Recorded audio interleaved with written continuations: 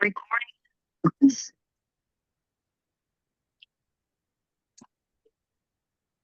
Good morning, everyone. Thank you for joining us. I am Shannon S, the Genetic Genealogist Program Director for the Descendants Association. Welcome to the third episode of our Black History Month Salon series. Please, at this time, mute yourselves and ensure that your cameras are off for the duration of the speakers' conversations. That will ensure that we have few interruptions or distractions. So today we have three distinguished speakers, scholars in their own right.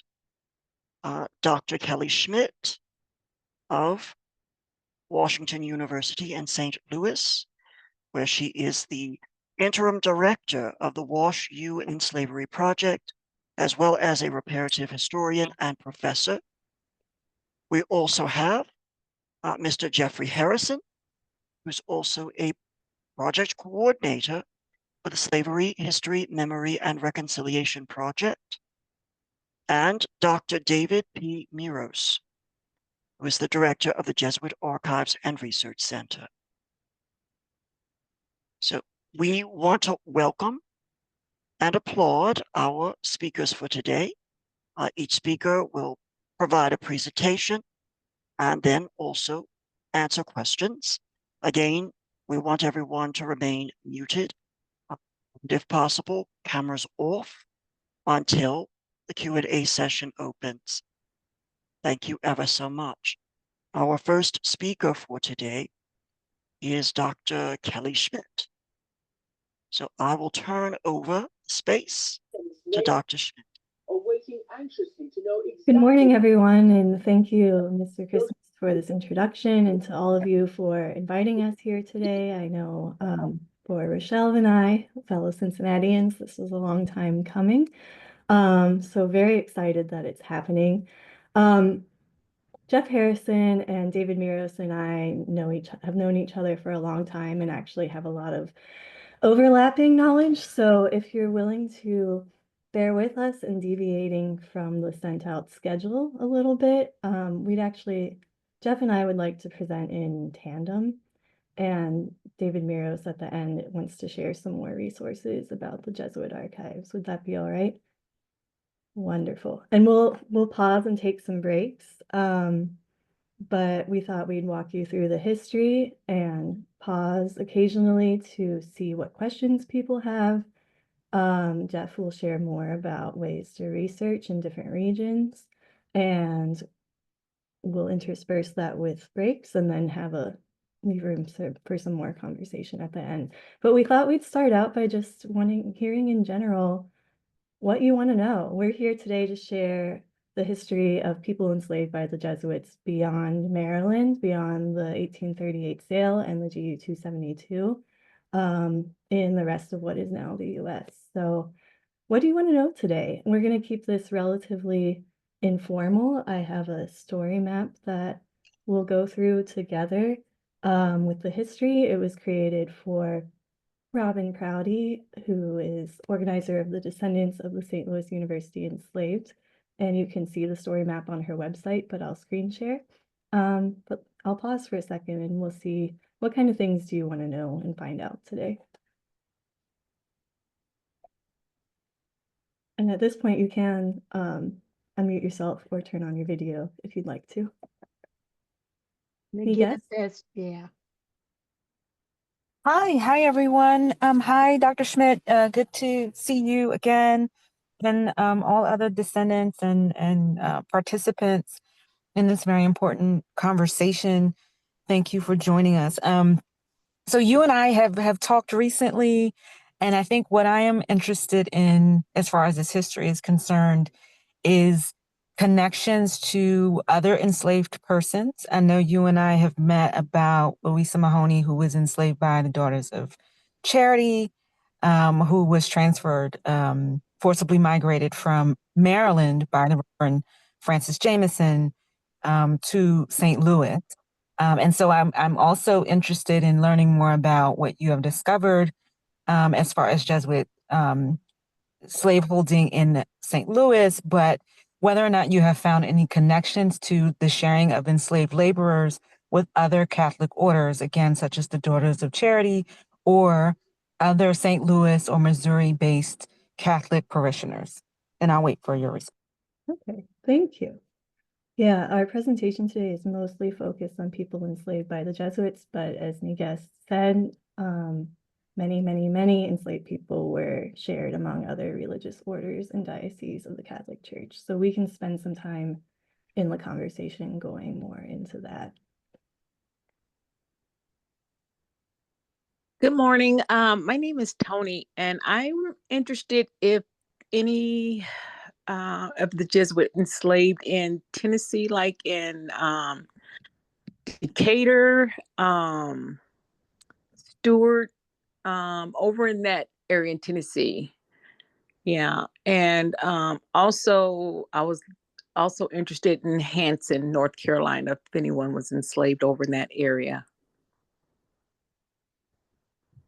Thank you. I'll just quickly answer that on my end and say not to my knowledge. Maybe Jeff knows more or someone else on this call. Yeah, as far as I know, the Jesuits did not have a presence in Tennessee. Certainly no institutional type of presence. That doesn't mean there wouldn't have been somebody in a parish someplace, but I don't know of anything in Tennessee. North Carolina, I know we're Chapel Hill, but I'm not sure how far back that goes, and I don't think it goes back to pre-Civil War era. Mm-hmm. Okay.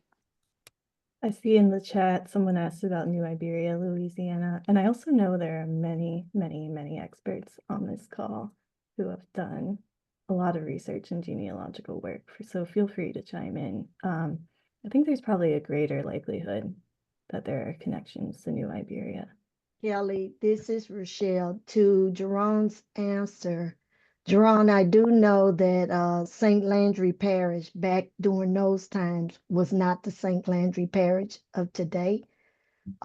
It was spread much further out, and I believe New Iberia was one of those communities that was back then a St. Landry, part of St. Landry Parish. St. Landry Parish is where, of course, Grand Coteau is, which is where the now closed St. Charles Jesuit College is. And I can't pronounce that school. Someone earlier said about, I think, Negest about the Jesuits gifting other orders. And I know the Sacred Heart, Society of Sacred Heart. And by the way, I give prompts to this team, Jeffrey Kelly and the late Jonathan and Ayana, I believe it was, with having found this history and put it in a place that I was able to find about the additional slaveholding. And there are descendants from the from the 272 cell that biologically and DNA connect to St. Louis and Grand Coteau. So clearly our family had roots in Maryland and they were dispersed across the nation. So yeah. Thanks, Rochelle. And we'll dive more into Grand Coteau during the presentation. The Eaglins, as Shannon's saying, the Goffs, who have Hawkins connections too. And we'll talk a little bit about New Orleans.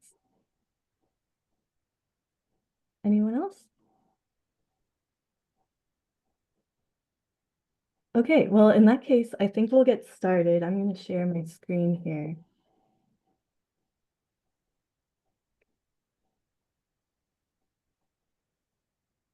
Can everyone see this okay? If someone can just say yes. Yes, we Yes. can. Okay, great. Yes. Thank you. So this is a story map that Ion and I created for Robin Prouty, covering the broad history of enslavement to the Jesuits in what is now the United States. So we'll just walk through it together, and I'll cover what we know in broad strokes, and we can get more in depth in questions and conversation from there. So, and Jeff and Dave, feel free to chime in whenever you see fit. I think many on this call well know the history of colonial Maryland and Pennsylvania when it comes to enslavement by the Jesuits. So I'm just going to skip right over that, if you don't mind.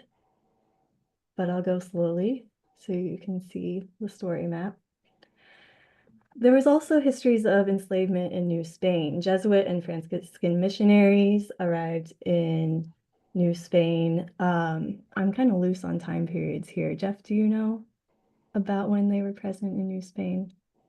Well, depending on what, I mean, in Mexico, pretty quickly, in the late 16th and early 17th century.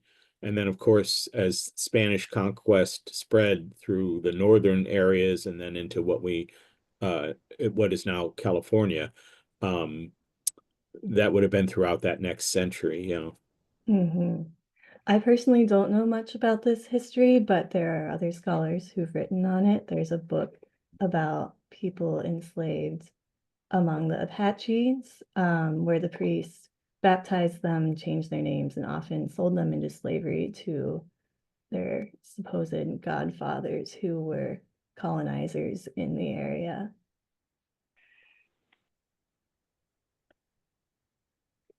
French Jesuits also enslaved people in New France, in Canada and the Great Lakes region as settlers and explorers began to expand across the Northwest.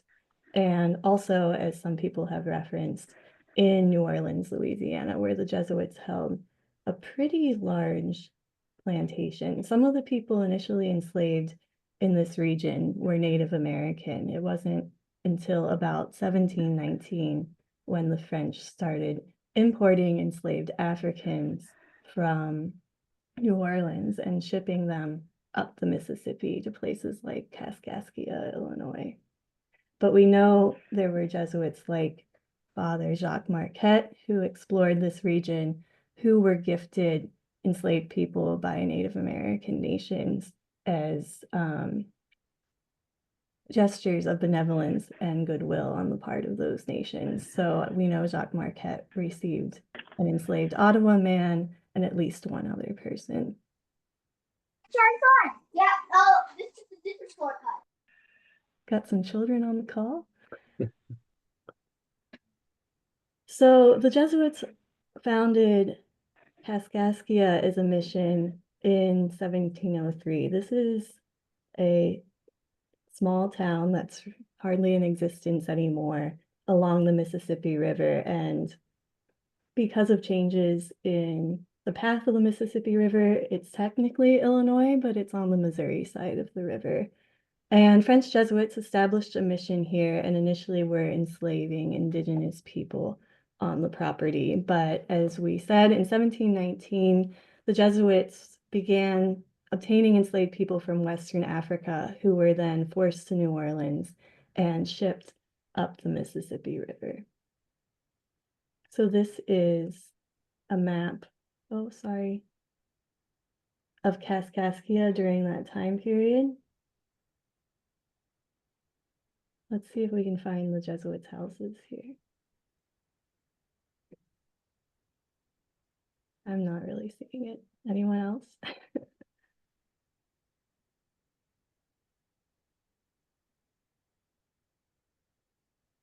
So over time, the enslaved indigenous population and enslaved Africans who the Jesuits held on their plantation began to intermarry.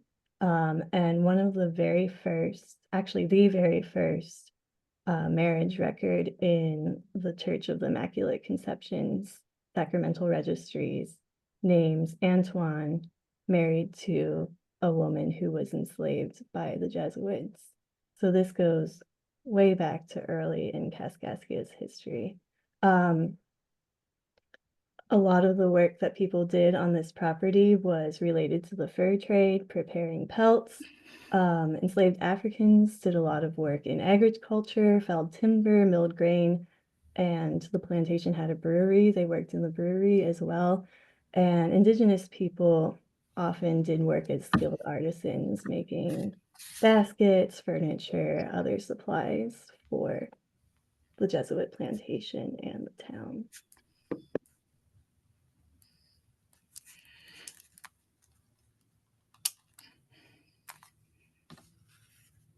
Okay, I think here we can see right about here was where the plantation was located. And by 1720, the Jesuits had become the largest enslavers in what at that time was called Illinois country.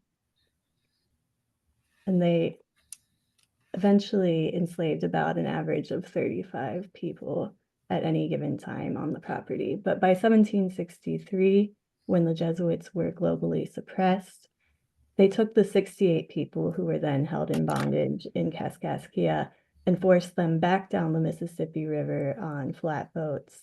And then they were sold at auction in New Orleans by the French crown.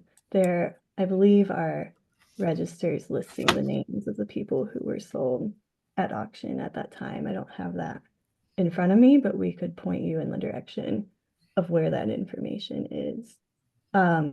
We know from accounts that this was a really harrowing journey, and most people didn't know how to swim, and there wasn't enough food, and the boats were overcrowded, and that many people were crying out in fear on this journey down the Mississippi River.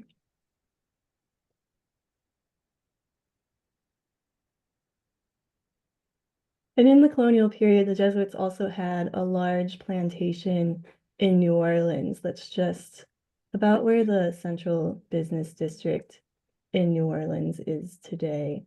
They established the plantation in 1727 and forced enslaved people from Saint-Domingue, now Haiti, to labor on the plantation. They grew sugar cane, oranges, indigo, and other products. And at the height, they enslaved at least 150 people. I believe there's also possibilities that there were other Jesuit properties near this one where people were enslaved. But there's one building that survives from the Jesuit plantation in that region. I think it's a cafe now. Yeah. Jeff is saying yes. And feel free to expand on this, Jeff. But Yeah, they just recently, they didn't realize it was, and they had done some kind of renovation and discovered that the wood, it's a type of cypress that doesn't rot, and that it goes back to that period. And that was, yeah, it's just south, if you know New Orleans, south of Canal Street. That was all was a Jesuit plantation at the time. Mhm. And again, I believe there are some documents in the New Orleans area from which we can learn people's names. I personally haven't seen many of them. Have you, Jeff? No, Okay. not pre-suppression, no. Yeah.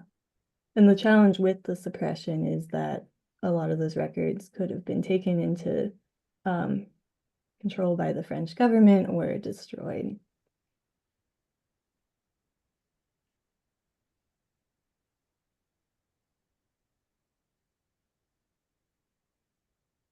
So this is what I was just sharing about how people were forced down the Mississippi River to New Orleans. We know from a secondary source written by a Jesuit that some of their names were Ursula, Stanislaus, Borgia, Joachim, Rosalie, Jerome, Cyprian, Christopher, Basil, Chrysostom, and Gabriel.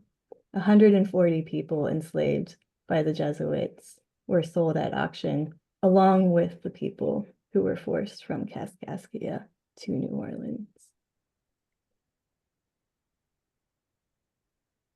Again, I'm going to gloss over the Maryland story because I know you've had presenters on this already and know a lot about this history.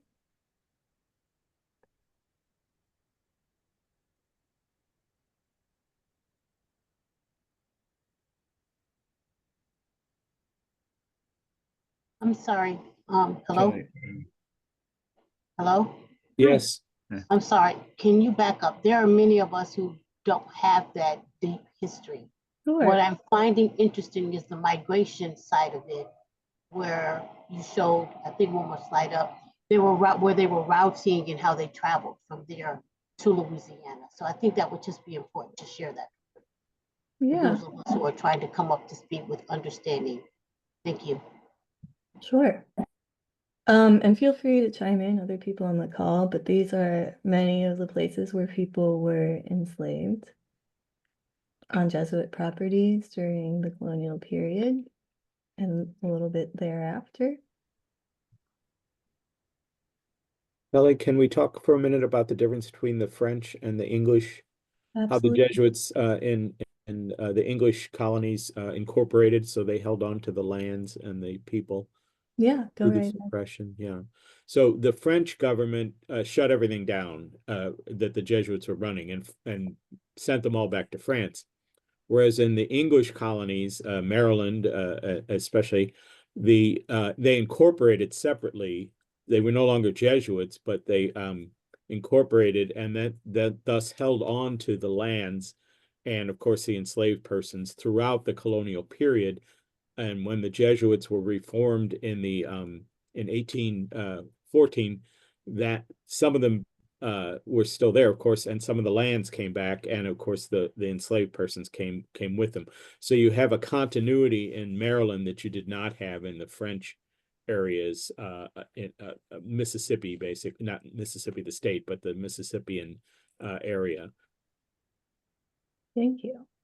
Can you talk a little bit on the slide before that? There were some Pennsylvania locations. Sorry, And say that that during again? that period when they were removed, where they went to Pennsylvania, if you could just explain that a little bit. Thank you. I think I only heard part of what you said, but I think that's Pennsylvania, yeah. Pennsylvania. Yeah, but Pennsylvania, but the thing about Maryland is that it was a Catholic state. Mm-hmm. A lot of people don't realize it was founded on Catholicism, basically. So they weren't going to give up anything. And a lot of their Catholic parishioners, like the Carrolls, when they died, they gave them land too. Yes. And their slaves. Yes. Jeff, would you like to give an overview about Maryland, or maybe someone else on the call? Well, she asked about Pennsylvania. It was a parish that was there, and very often when we tended to have centers like Georgetown, and then you went out from there to different places, sometimes at the request of a bishop or a Catholic community. What was it? Conwego? What was the name, Kelly? In Yeah, Pennsylvania? Conowego. There we are, Conowego, yeah. And so that again was a center where the Jesuits, the basic thing was to have the plantation, which was supposed to support the work, while the Jesuits would go out from those places to minister to the Catholic thing, or as they set up an institution like Georgetown College. That would be supported by those things. So yeah, Pennsylvania, although we think of it as not being a slave state, certainly this was pre-United States, and Illinois the same way. It's when it's in the United States, it's not a slave state, but there certainly were before the American Revolution.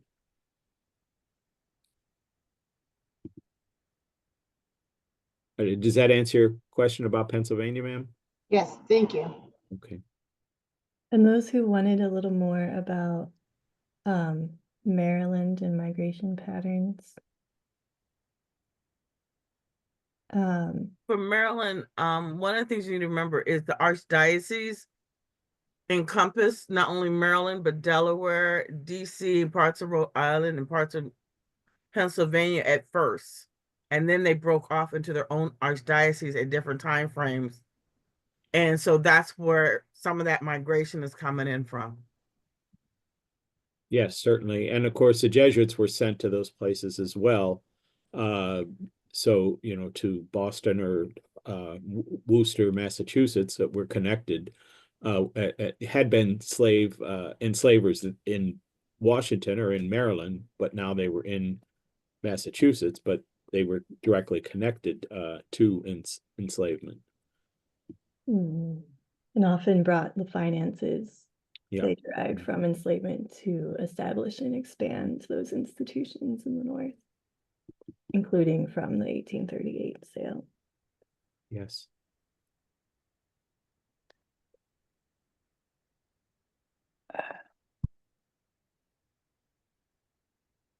This is covering the sale to Southern Louisiana in 1838. People were shipped from Alexandria, Virginia to the port of New Orleans. And of course, as many of you know, that did not end enslavement by the Jesuits in this region, though many have said so in the past. And there were many sales before and after the 1838 sale. And as Catholic religious orders expanded from Maryland and the East Coast, they migrated often with enslaved people forced along with them to places like St. Louis to expand the Catholic missionary project.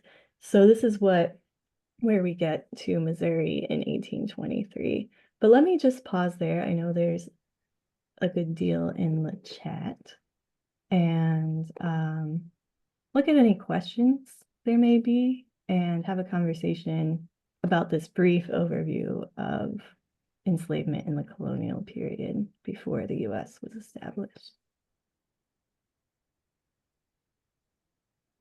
Someone asked, oh, Sean Toole asked, do we know what happened to the money from the forced auctions that took place in New Orleans and who the purchasers were? There might be documentation in New Orleans notarial records of the purchasers. I haven't seen them. I believe the proceeds of those auctions went to the French crown, French government. Negest offered to follow up with someone who was asking, the person who was asking about Tennessee connections. Yes, it's Tony. I see your message. We have a researcher in our group who is looking at folks connected to Tennessee, North Carolina, South Carolina, and Georgia. So I will follow up with you on that. All right, thank you. I know the book where I learned about the auction in New Orleans during the Jesuit suppression referenced a record from the auction that listed the names of everyone who was sold at that particular moment in time. So that's where we know the names of the more than 150 people who were enslaved in New Orleans. I have not seen records from other times in the plantation's history yet. I'm sorry, excuse me, Kelly. Did you say Mhm. there's a book with the names of that 150 people? Only a few. So the names that I read are what's listed in the book, but he cites the primary source where he got that from. Thank you. Yeah, I think it's by Roger Baudier. Jeff, are you still on the call? Can you? Yes, I don't know that one, no. Okay, and it's on the Jesuits in Louisiana. The title is something to that effect. So it's a big tome that has a lot of other information, but a small segment talks about that auction and sale. It's a pretty old volume too. Kelly, do you remember the name of the book? Its title escapes me, about the Jesuit plantation in New Orleans, written by a Jesuit. I can't think of its title. I can see the cover of the book because I think it shows a diagram and a sketch of the plantation itself. I'll turn off my camera and search for the title and drop it in the chat. But That's not the Albert Beaver book, is it? No. That might be what I'm thinking of. Albert Beaver. No, this is a scholarly work published probably in the 1970s. I think as a result of a Jesuit's dissertation, but I can't think of the title. I'll search. Like I said, I'll turn my camera off so I can find it real quick. Someone asked if anyone during the forced journey from Kaskaskia to Louisiana, or no, I'm reading that the wrong way. People who, yes, that's right. If anyone was dropped off along the way, it doesn't appear that that was the case. They did stop on the riverbank from time to time, but I haven't seen any indication that anyone was sold along the route or whether there was evidence of anyone trying to escape during that journey. I would think it unlikely because the government, I mean, the Jesuits weren't under arrest, but they were basically, forced to give up all their property, including the enslaved persons. So that would all go to the crown. I think they'd keep a pretty tight rein on that. They wouldn't want anybody getting away. As you can see, this colonial period area beyond Maryland is in need of a lot of further research. Brenda? Yes. Further research. I hear a lot about Missouri and Louisiana and Maryland, and I track I track people, and there's a journey to Kentucky, and there's Jesuit presence there. Yeah. And I'm finding, that I have matches that go through that whole journey. So can you elaborate on the Kentucky, Bardstown, Nelson County is where I see a lot. We will. That is a little bit later in the presentation. If that's Okay, great. Thank you.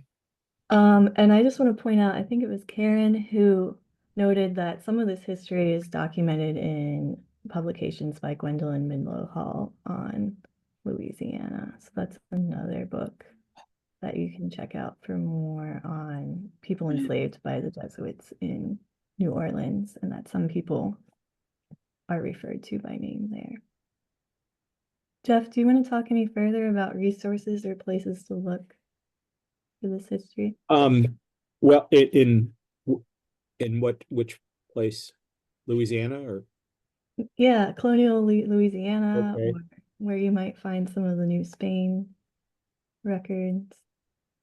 Yeah, I haven't done a lot on the pre-suppression stuff, other than some of the records. The Jesuits were credited with bringing sugar to Louisiana, and they themselves said that the other people had tried it and it always failed, but they brought the knowledgeable enslaved people from Haiti, what's now Haiti, there, and that's what made it go. And that actually made the colony and then the state profitable. But when you follow that up, you find out Loyola University in New Orleans, on their website, they mentioned that the Jesuits brought sugar and thus prosperity to the colony and state, but they leave out the part about it was the enslaved persons that knew how to do it. And so when you go back to original sources that actual Jesuits wrote, and then you find how we've kind of cherry picked the good stuff and leave out the rest, it can be kind of disappointing.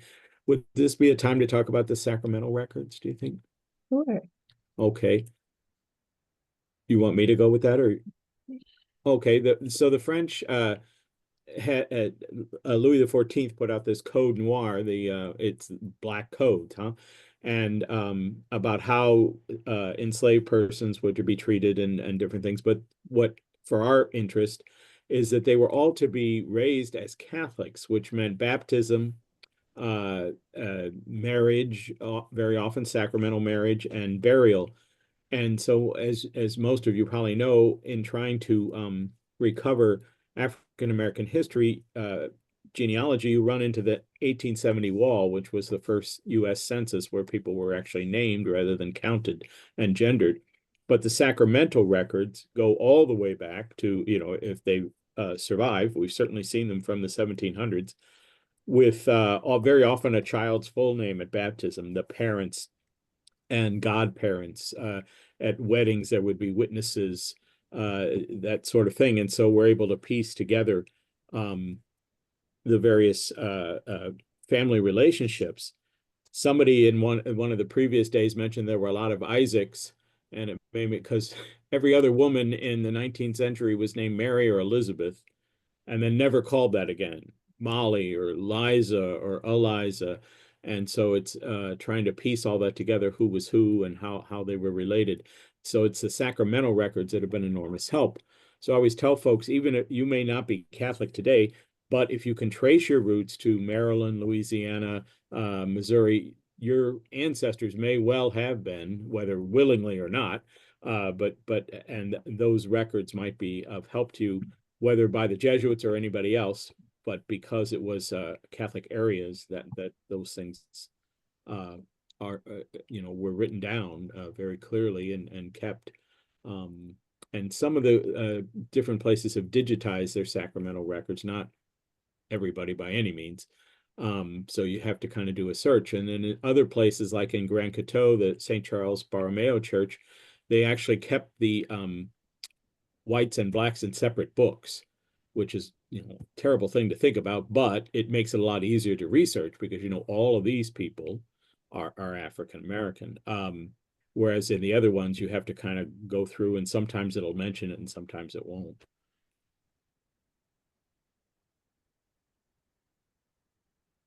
I want to chime in too and add that related to Negest's inquiry previously, about connections to other religious orders. This was the case in colonial New Orleans as well. The Ursulines were the other major religious order present in New Orleans in that time period. And between the Ursulines and the Jesuits, they enslaved hundreds of people.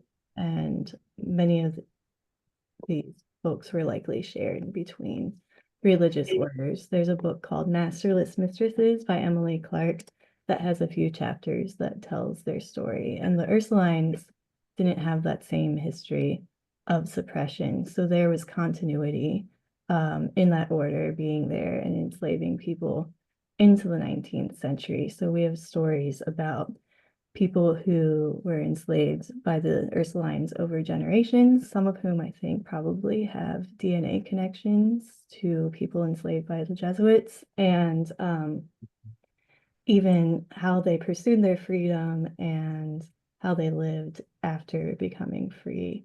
One man that's spoken of in the book, and bear with me because I'm trying to recall a lot of details, was able to purchase his whole family and gave some money to the Ursulines at his death, but gave far more money to the Sisters of the Family. Is that right? The Women's Religious Order for Black Catholics in New Orleans. So it really goes to show how he does much more to support this Black women's religious order than his former enslavers. So I sent a link in the chat to that book.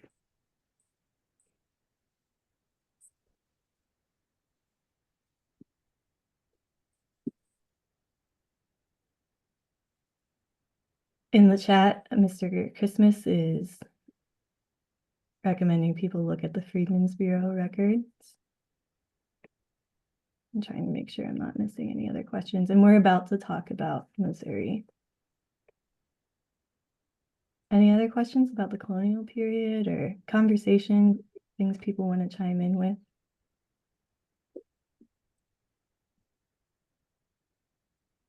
Hi, just before, I know this is a few slides back, but you mentioned folks being sold from New Orleans. I know you don't have names, but have you seen any records of who they were sold to? I have not. Okay. But I imagine that so part of why I don't know is I had a research trip scheduled to New Orleans and then the pandemic hit and I've just never been able to go back. But I know that there are records of this sale. I don't know. I think they might be in New Orleans, but some of these records may have ended up back in France too. And I imagine that those auction records do say who they were sold to. Okay, thank you. I'm not seeing the link to the book in the chat. Oh, did I just send it to one person by accident? Oh, yes, I sent it just to Rochelle, I believe. Okay, Thanks for thank saying you. so. There we go.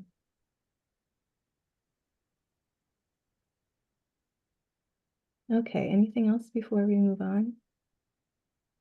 Did you see the question about Georgia and South Carolina? DNA to Maryland?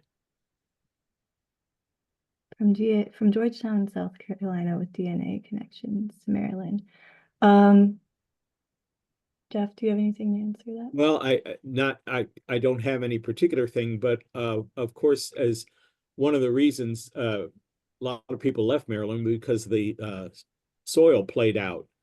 And so as the United States expanded, so did people there. And it was a lot easier to move wealth in enslaved persons than an actual, gold or any kind of thing, because of course they could walk and they could go on their own. And so that's how Kentucky really got started, with a huge Catholic presence as they left from Maryland and went to Kentucky. And Bardstown's actually the second diocese in the United States. You'd think, New York or Boston would be, but it wasn't. It was Bardstown, Kentucky. And so I'm only speculating here, but I would think the same thing. As people from Maryland went south, they brought their enslaved persons with them, forced them to move with them. And then that's how, again, it's speculation. I don't know anything particular about that.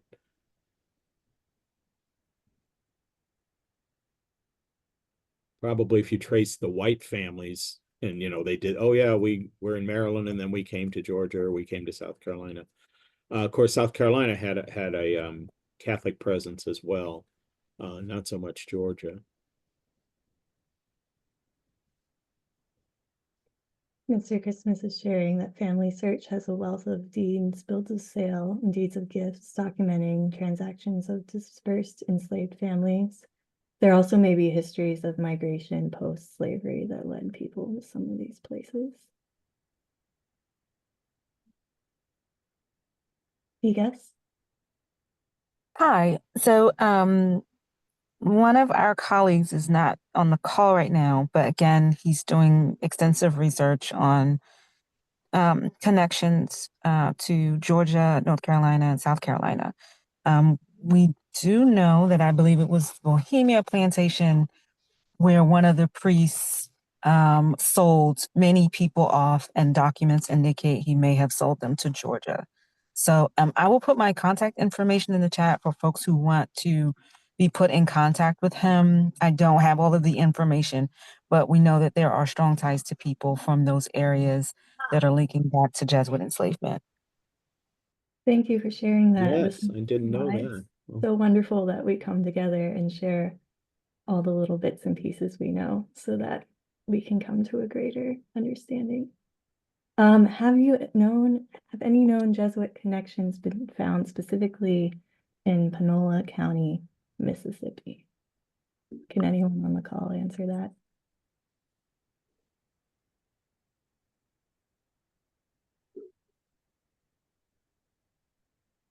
I don't know, but Is Panola County on the Mississippi River? My Mississippi geography is a little vague.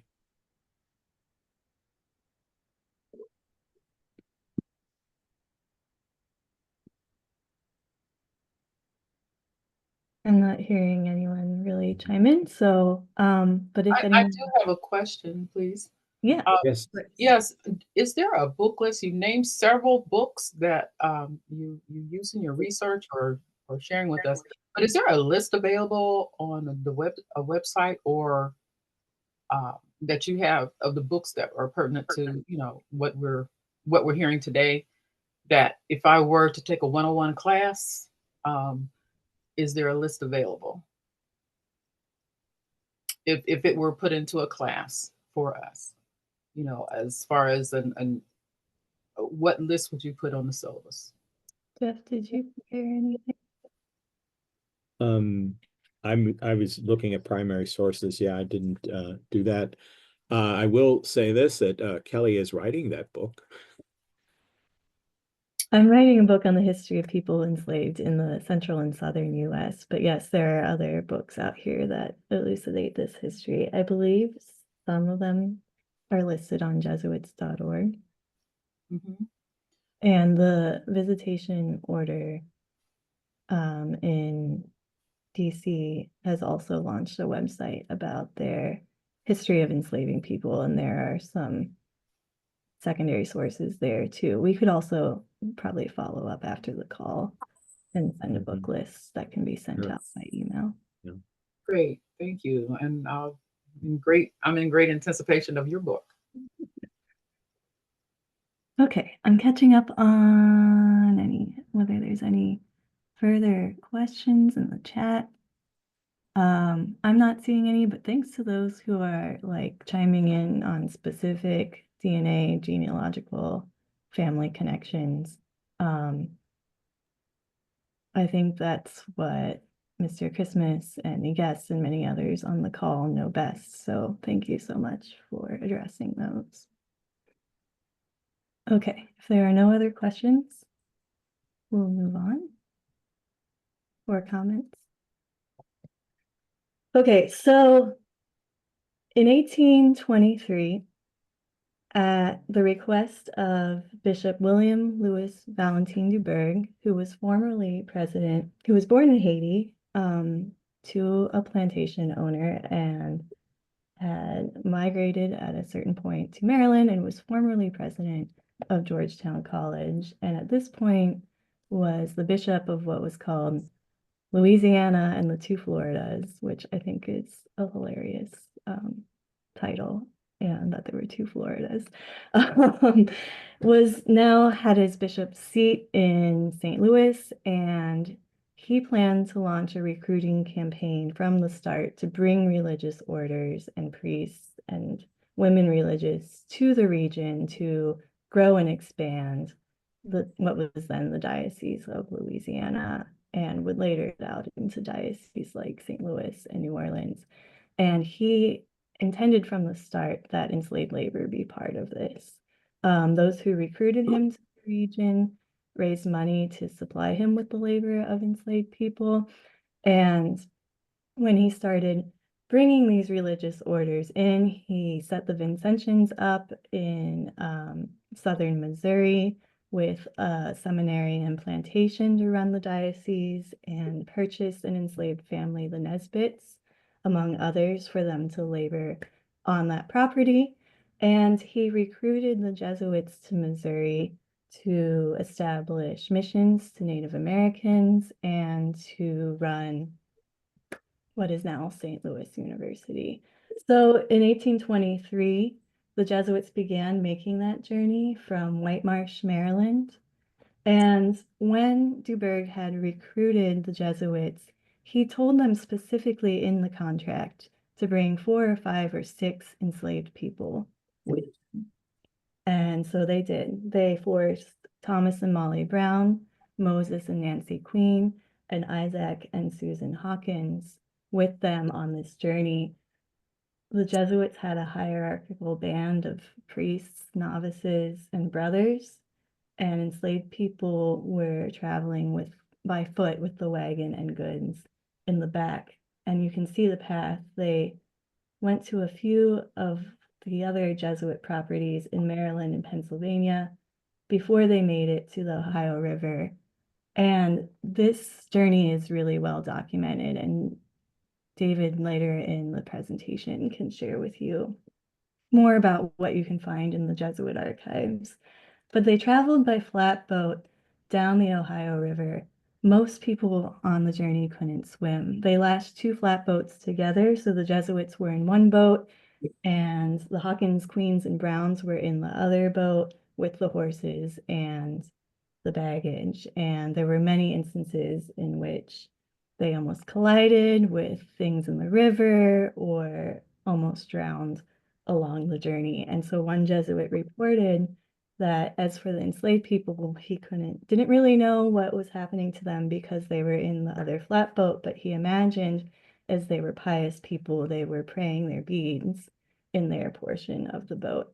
But they almost didn't survive the journey, and thanks to Isaac Hawkins, who was able to steer them out of some debris that was in the river, he saved everyone's lives and enabled them to successfully travel to St. Louis and then to Florissant, Missouri, where du Bourg had bought the Jesuits a plantation, and that enslaver and the people he enslaved moved off of the plantation, and the Jesuits and these 3 families moved on and established the Jesuit mission in Missouri.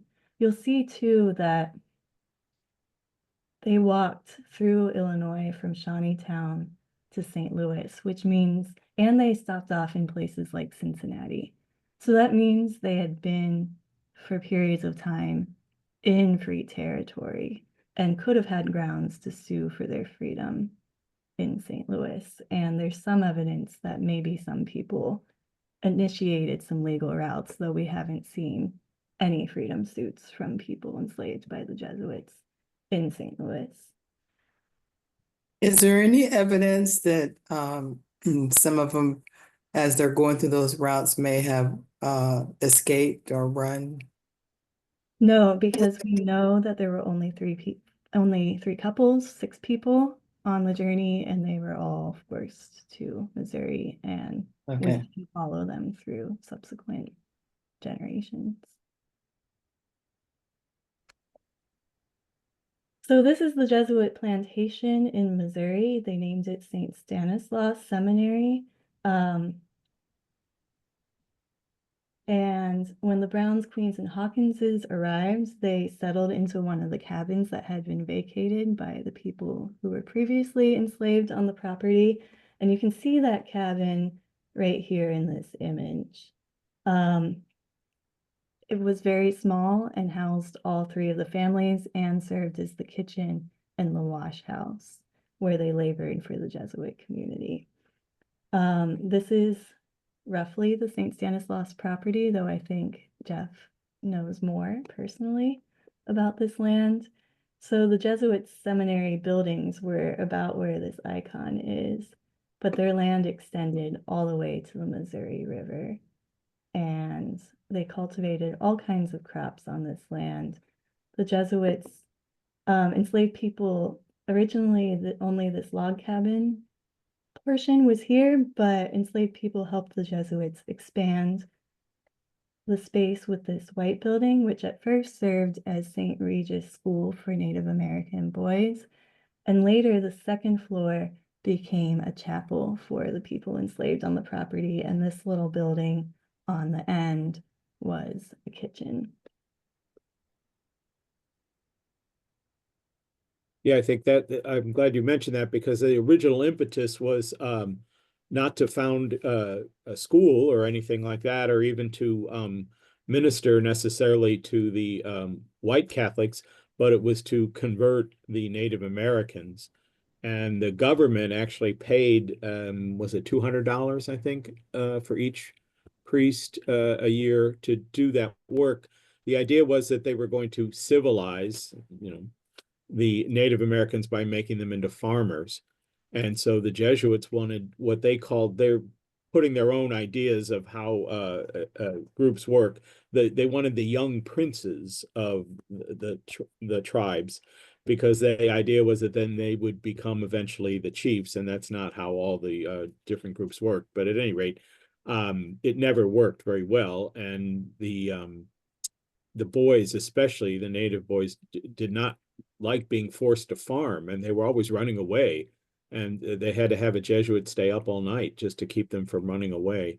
And Father Verit wrote in his diary, says when the hoes were first put into their hands, they wept.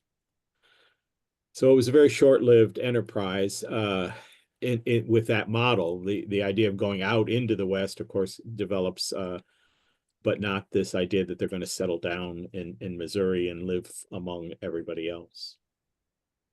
We also have accounts that indicate that the boys who went to this school weren't really learning their lessons, but were being sent to the fields to labor alongside enslaved people and to even work for enslaved people on the property, providing meals and other tasks. And some of the fathers of these boys came to visit the Jesuit seminary and saw what was going on. And some of the boys ran away from the school, and some of their parents withdrew them from the school because they asked the Jesuits, "Why are you treating my sons like slaves?" So there's multiple layers of forced servitude and inequity going on here. In the 1840s, the Jesuits began to construct a new building known as the Rock Building today, and Jesuit novices and brothers and the Hawkins and Queen and Brown families did the work to construct this building. This is, I think, the only surviving building from this time period of Yes, sanitation. It's still there. It's on private property that is currently for sale, from what I understand. It's abandoned. Robin and I have visited, and lately there's been a lot of damage. Broken windows. It looks like people have broken in and messed with the space, but everything in there was built by enslaved people and the Jesuits. So the rock that was hewn, it was carted from an island on the Missouri River and brought all the way here. The logs, the wood that's inside the building was also carted from an island on the Missouri River and rolled to this spot. And craftsmen like Augustus Queen, Isaac Hawkins, and others built the entire building. And so this is a really important relic of this history of enslavement in Missouri. The cabins for enslaved people no longer stand, but they would have been behind the building to the left, at least the initial cabins. But we have evidence that other cabins were probably built where this neighborhood now is across the road. A lot of the land has been turned into a subdivision, as you can see. But we've met with people who live in the area who sometimes come across artifacts in their backyards. We also know that there was a lot of brutality that enslaved people experienced in this region. The superior of the Jesuits here was Father Charles Van Quickenborn, and he was really harsh to everyone. And there's accounts of him having enslaved women stripped to be beaten, and of enslaved people rushing to protect one another, of enslaved women throwing themselves in front of their husbands to prevent them from being beaten. One time the Jesuits asked a neighbor to come and have someone whipped, and the enslaved women picked up rocks to throw at them and chased him off. So there's a huge legacy of resistance to the violence of enslavement on this property. And we see that too with Peter Queen, who was enslaved by a second group of people who were forced from Maryland and share DNA ties to the 272. Those were Proteus and Annie Hawkins and their family, and Jack and Sally Queen and their family. And we don't know exactly who, at least I don't know exactly who Peter Queen descends from, but we know he was a child of one of those two family members, because in about 1830, before 1832, he was sold off to punish him for supposedly, according to Van Quickenborn, threatening his life. But we know that Peter Queen had seen and experienced a lot of violence on the property, and other Jesuits reported that no one was there to hear this supposed threat that Van Quickenborn. I'm not talking about that. I'm talking about what you could do, because you can't control everybody else. And so Peter Queen was sold, but the enslaved community pushed back, and they fought for 2 years. We have records saying that Peter Queen's parents constantly lamented his loss and wouldn't let the Jesuits hear the end of selling off their son. And so eventually they forced the Jesuits to purchase Peter Queen back from a man named Louis Parada, who was in nearby St. Charles, Missouri. And Peter Queen was returned to the Jesuit property for a period of time, where he married someone enslaved by a neighbor. Her name was Marion, and they had 3 children, Elizabeth, Thomas William, and oh my gosh, I forget his name. I'm sorry. This is online. This information is online, and we can send it along with the reading list. But in about 1849, the Jesuits sold Peter Queen again, supposedly because he and Marion were stirring up trouble. They say vaguely that they were stirring up trouble among the enslaved community. So we don't know what this means, whether they were fomenting resistance or if it was something else. But Peter Queen was sold away from his family to the Jesuit College in Bardstown, Kentucky, which we'll talk more about in a little bit. And Peter Queen was forced to labor there, and within a few weeks of his forced removal from his family, he sought to escape his enslavement by the Jesuits, possibly to go back to his family or to seek freedom in the North. And the Jesuits put out advertisements for his capture, and they caught him within the next few weeks, imprisoned him in Louisville's jail, and had him sold away to the Deep South as a punishment.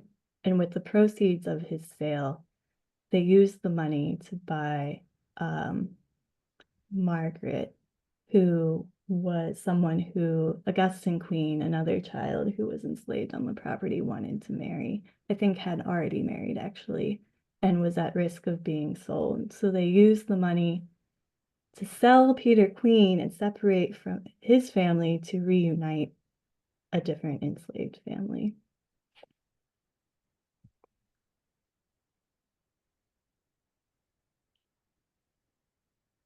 So this is a little bit what I was talking about. This is an aerial map drawn of St. Stanislaus in 1836. This is that rock building you saw on the previous screen. Here was the original cabin that was on the property and the buildings that were expanded. You can see that this is chapel and refectory under construction, sacristy and kitchen, and the cabin where enslaved people lived. Here's another image of that with the rock building under construction in front of it.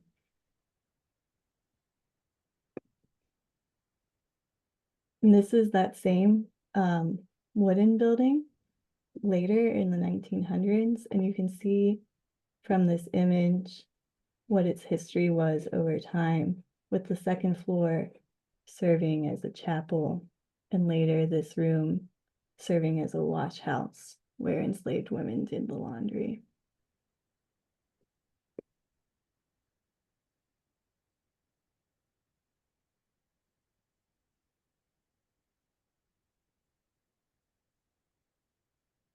I kind of got ahead of myself when talking, but this is the list of people who were enslaved by the Jesuits in March 1831, and they're in family groups. So this is Proteus and Annie Hawkins and their family.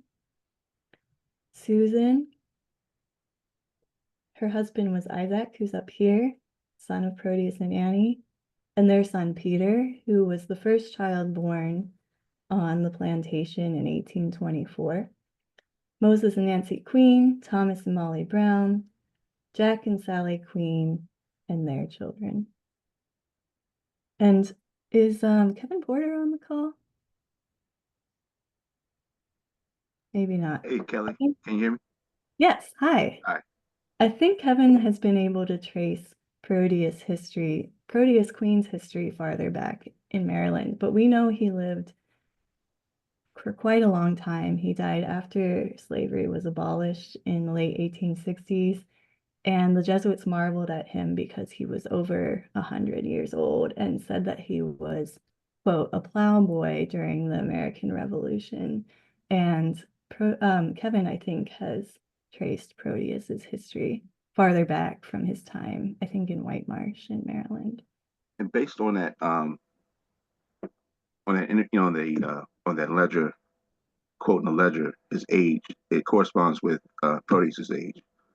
Proteus gave a deposition for John Ashton, I believe in 1800, and based on that, his deposition said he was born about 1749, and that corresponds with the age given in that ledger book. So he would have been in his early 20s during the American Revolution. So yeah, it's very possible that Proteus is one and the same. Plus, coupled with the DNA connections we're seeing with the families left behind in Maryland and Louisiana and Missouri. So, thank you. Hey, I have a quick question. So like a lot of the names are the same, and I just want to know. So the people that are part of the 1823 trip, so the Thomas Brown, is this the same Thomas Brown that wrote the letter requesting his freedom, or is this a different Thomas Yeah, Brown? same Thomas Brown. Okay, and which Isaac Hawkins is this Oh gosh, that's on this? there are many Isaac Hawkinses in this history. Yeah, so I guess who did this Isaac Hawkins come from? Do you know like who his parents were? I don't. Does anyone else, Kevin or anyone We else? think this Isaac is Proteus's son. Okay. And that question has come up repeatedly, whether Anna had the last name Hawkins. We don't see that in the records. They later, Proteus's children later appear as Queen. At least they claim the name Queen in later census records. But I noticed a lot of like in Sacramento records and other Jesuit records that they usually identify the enslaved by the mother's last name initially, and it's probably based on the laws, the condition passed on to the maternal line. If your mother was enslaved, then you were born enslaved. So, but Yeah, I need a full Hawkins breakdown. It's very it's very confusing. But yeah, I appreciate that. Mhm. Yeah, I think there's a lot more that can be done to connect these families back to their ties in Maryland. And I know Kevin and Robin and others have been doing a lot of that work. This is a picture of Peter Hawkins. Again, he was the first child born on the Jesuit plantation in Missouri to Isaac and Susanna Hawkins. He lived on the Jesuit property until close to his death around 1907. This picture was taken around 1905 by a Jesuit. And Jesuit histories always described him as loyal and pious and quote unquote the best slave. But when we began looking into the records, they began to tell a different story. And that Peter Hawkins negotiated with the Jesuits for the purchase of the woman he intended to marry, whose name was Mary. And that he also negotiated for his freedom. And the Jesuits claimed to give Mary as a reward for Peter's loyalty and devotion, but really Peter had to pay for her purchase. And the Jesuits complained that that Peter Hawkins was being influenced by the rest of the enslaved community to desire his freedom when they assumed that he wouldn't otherwise. And he came in, I think, 1862 to the Jesuits and said, I want to buy my freedom. And they required that he pay off not only the price for his own freedom, but for his wife's as well. And he returned to the Jesuits in 1864 and said, this amount you're requiring me to pay is impossible to pay off. It's unreasonable. And negotiated them down, and the Jesuits agreed to absolve half of the cost of their self-purchase and told them they could either go live as if free people, take their belongings with them, and go find their own lodgings and work and pay back the cost for their freedom over time, or they could remain on the Jesuits' property for the next 2 years working for them, and then all debts would be absolved. Peter Hawkins and his wife ultimately chose to remain on the Jesuit property to work for their freedom. And the Jesuits held Peter and his wife to their, I think I got names mixed up. I think it's Peter and Margaret Hawkins who were married, and then Augustine and Mary Queen. Sorry, I'm talking from memory here. But Peter and Margaret, they had made this arrangement in 1864. We know slavery was abolished in 1865, but the Jesuits held them to their 2-year contract and held them in debt slavery beyond the abolition of slavery until about 1866 or 1867. And when all people became free on the Jesuits' property, they rushed to make contracts with everyone who still remains there to retain their labor in freedom. So there were a few families, including Peters, Mary Queens, and Joseph Hawkins, who remained on the Jesuit property for a couple more generations.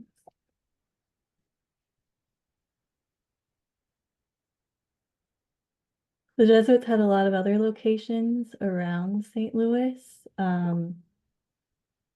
St. Charles, they ran St. Charles Borromeo Church in St. Charles, Missouri, and they sent enslaved families to labor there and also purchased and rented enslaved people from neighbors.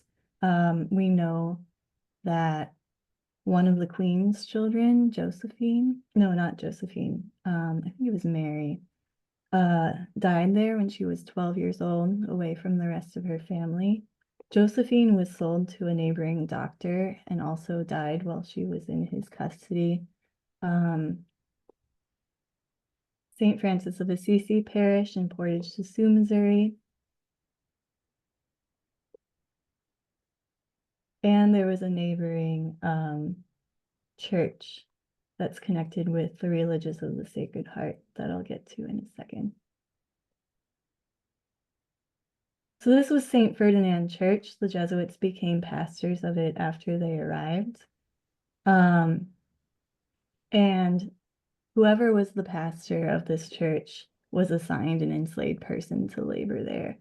We're not sure exactly who specifically served the priests at this church, but archaeological surveys show that the initial church was right where this blue icon is, and that there's evidence of people gathering by the well who were probably enslaved. They found cowrie shells and other artifacts that trace back to Africa. And that survey is publicly available if you'd like to check it out. This church burned down and then a new church was built over here. And this area, which is now Spanish Land Grant Park, was St. Ferdinand's Cemetery. And many of the people enslaved by the Jesuits are buried in this cemetery in unmarked graves. We know Proteus Hawkins, for example, was buried there. St. Ferdinand was also the convent for the Religious of the Sacred Heart. Right here is the convent, and the Sisters of Loretto, both of whom also enslaved people and shared enslaved laborers with the Jesuits. So there could be family ties there as well. Jeff, do you want to chime in with anything at this point? Maybe to talk a little bit about how enslavement was different in Missouri than in the Deep South. It was a much smaller operation because you didn't have the labor-intensive crops like rice and sugar and tobacco, so and cotton. So it was wheat and corn and that sort of thing. And so there was a lot of downtime. And that's where the hiring out and the borrowing would come in. You know, you might say to the sisters, I'll send our fellow over to chop your wood or to paint your house or whatever it might be. And because they were Catholic, again, even though the Code Moore was no longer in effect after this area became part of the United States, the tradition in the Catholic Church remained. And so they not only did the white Catholics tend to intermarry, but also the African-American Catholics tended to intermarry as well. So that's, again, where the Sacramento records come in. And part of it, again, surmising that the ability to negotiate and resist came from the more intimate connections there. You didn't have 200 enslaved people on a property. You had 5 or 6 or 10, you know, at the most in most areas. And so that might have influenced in some way. Now, slavery was not better under Catholics by any means, but it did have some different nuances to it. Thank you. I will point out, we do know that Molly Brown, Thomas Brown's wife, who was laboring at St. Louis University in the 1830s, was later relocated to serve Father Van Ash here near the end of her life. This was also a place where people enslaved by the Jesuits attended services and received sacraments. So the sacramental records of this church document their baptisms, marriages, and burials. Worship at first was not segregated, but grew increasingly segregated over time, first with enslaved people and free people of color being forced to worship from the back of the church, and later to attend services in a gallery that was built over the left of the altar by around 1840. While we're on this map, I also want to point out another cemetery. Jeff, I don't really recall how far away it is, but St. Ferdinand has relocated to a new and more modern parish, which also has a burial ground. And people who became free after emancipation, including Joseph Hawkins and his family, are buried in that other burial ground. And from what I've seen of burial records, there were originally markers marking their burial spaces, but when I went out there to look for them, I couldn't find them. So I think they've deteriorated.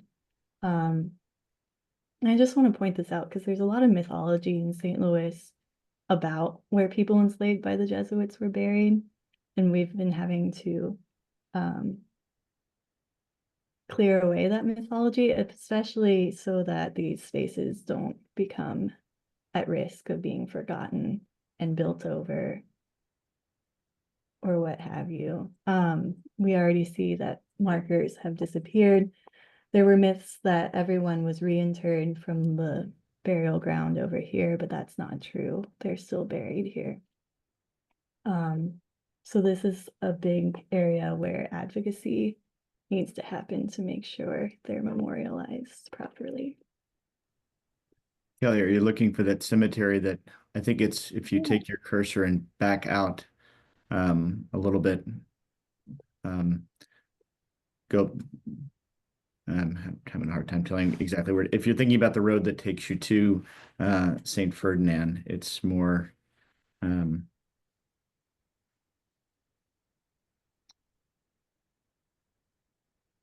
right over in and back in that area, I believe. Okay. Yeah, I'm not really seeing it. It's pretty tucked away. It's back in a neighborhood. Yeah. But I think it's called St. Ferdinand Cemetery. I think it is. And I think that's important work on the cemetery front. I know you carried on that work, and Jeff, after I left my role in the project, but the Slavery History, Memory, and Reconciliation Project. But there's very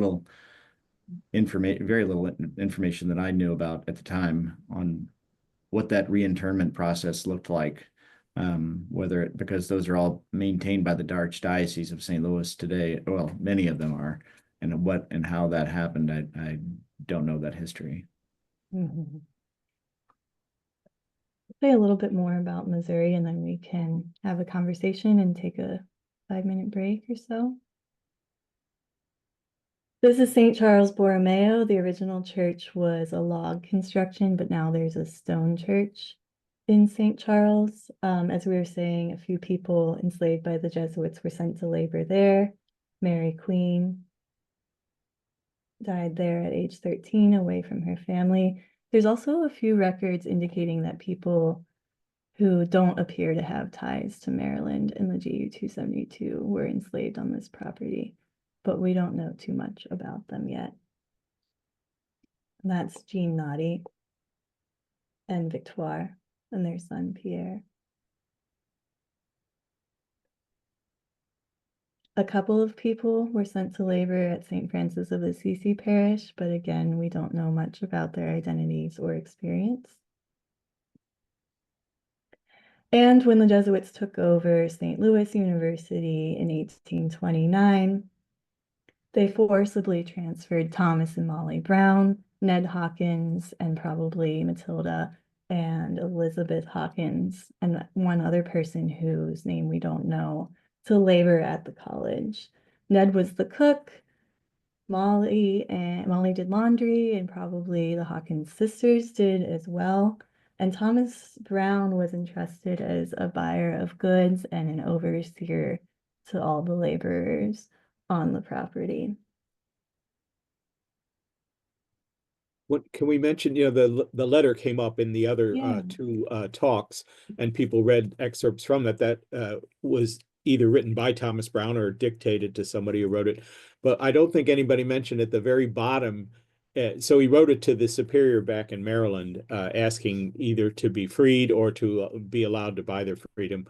But at the very bottom, it says, "Do not reply directly." I don't have the exact words in front of me. In other words, he was afraid that if the president, Father Verhagen, found out that he had been writing to the superior, he would be in trouble.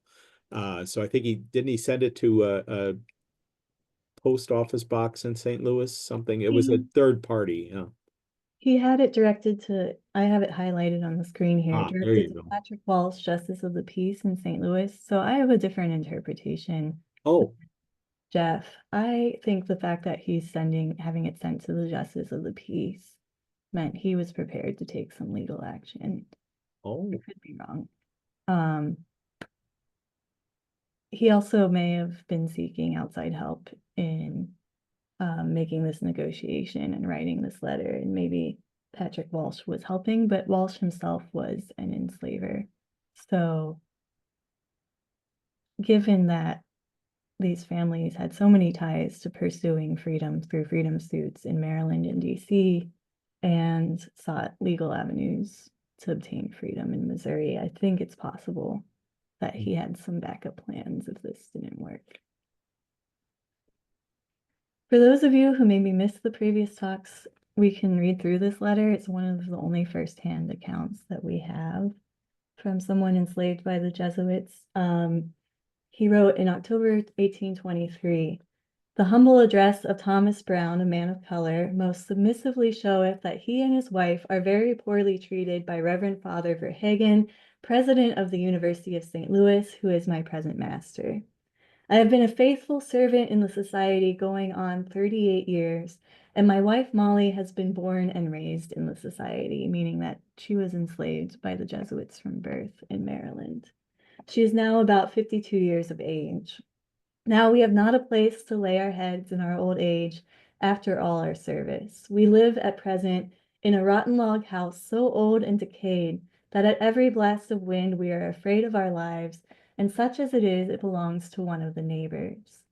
All the rest of the slaves are pretty well fixed, and Father Verhagen wants me and my wife to live in the loft of one of the outhouses where there is no fireplace, nor any way to warm us during the winter. And your reverence knows it is cold enough here. I have not a doubt but cold will kill both me and my wife here. To prevent the evil, I am willing to buy myself and wife free if you accept of $100. $50 I can pay down in cash, the rest as soon as I possibly can. Reverend Father, consider this as much as I can raise and as much as our old bones are worth. Have pity on us, let us go free for $100, or else we will surely perish with the cold. O Reverend Father, hear my petition, be pleased to take my case into consideration, and I will pray for you while I live. I impatiently remain your Reverence's most humble and obedient servant, Thomas Brown." And we've noted that the letter was not sent back to the Jesuits, but he directed that it be sent to Patrick Walsh. We haven't seen any evidence that there was ever a reply, and we lose track of Thomas Brown after this point. But I suspect that he wasn't able to obtain his freedom.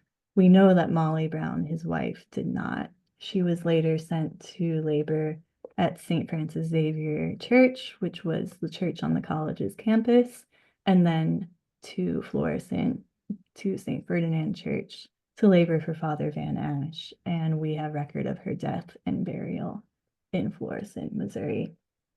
This map shows the cabins where other people enslaved by the Jesuits lived on the college's campus. but Thomas and Molly Brown, due to apparently lack of space, were in a house somewhere adjacent to the campus.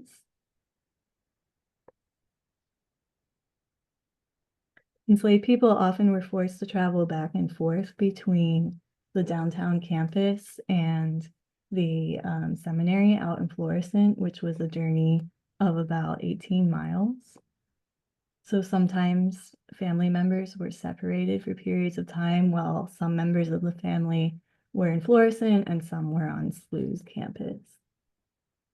And in 1836, the Jesuits bought a property in North St. Louis called the College Farm. They bought this from William Clark's son, is that right? Meriwether Lewis Clark? Yeah, Meriwether Lewis Clark, yeah. He was an alumnus of, and this is like William and Clark expedition, William Clark. So his son went to SLU and gave this land to the Jesuits. It was land where he had enslaved people, and the Jesuits set this farm up to help support the college and to become like a retreat and recreation area for students. So the Jesuits had a building and a chapel out here and a space where enslaved people lived and labored.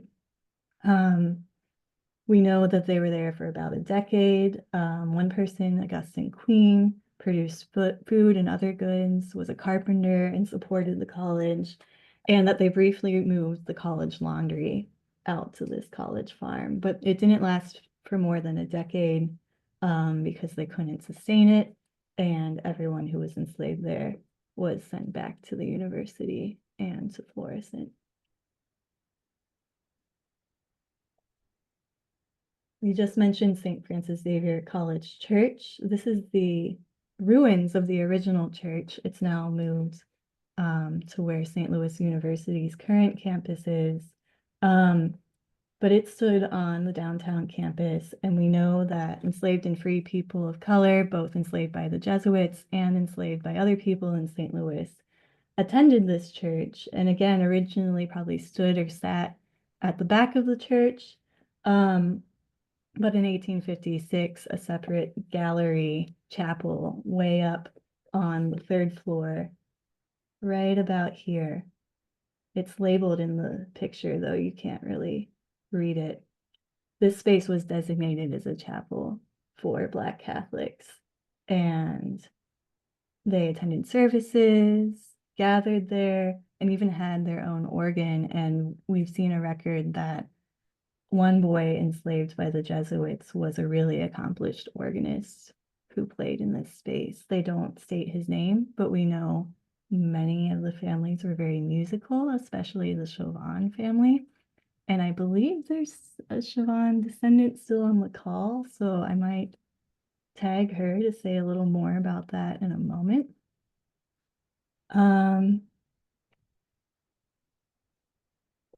Here's the marriage record of Henrietta Mills that states that she's enslaved by St. Louis University to Charles Chauvin, who was enslaved by Mrs. Amanda Curtis. So this is the beginning of the Chauvin line. Henrietta Mills, we believe, was the daughter of Elizabeth Hawkins, who was the child of Jack and Sally Queen, who were forced from White Marsh to Missouri. And these witnesses, Ann Mills is likely a relative of Henrietta, though we don't know much about who she is yet. And Samuel Tyler was also a relative of Henrietta. He was the son of Matilda Tyler, Elizabeth Hawkins's sister. So she was Matilda Hawkins Tyler and was also forced from Maryland to Missouri in 1829.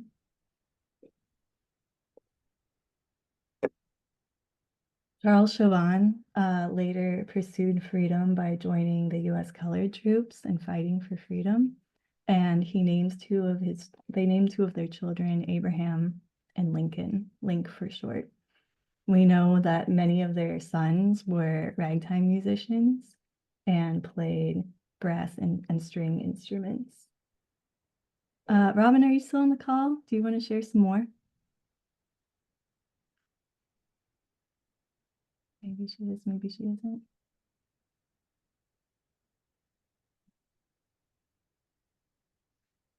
One of the most famous Chauvin descendants is Louis Chauvin. He was a ragtime musician who's performed with Scott Joplin.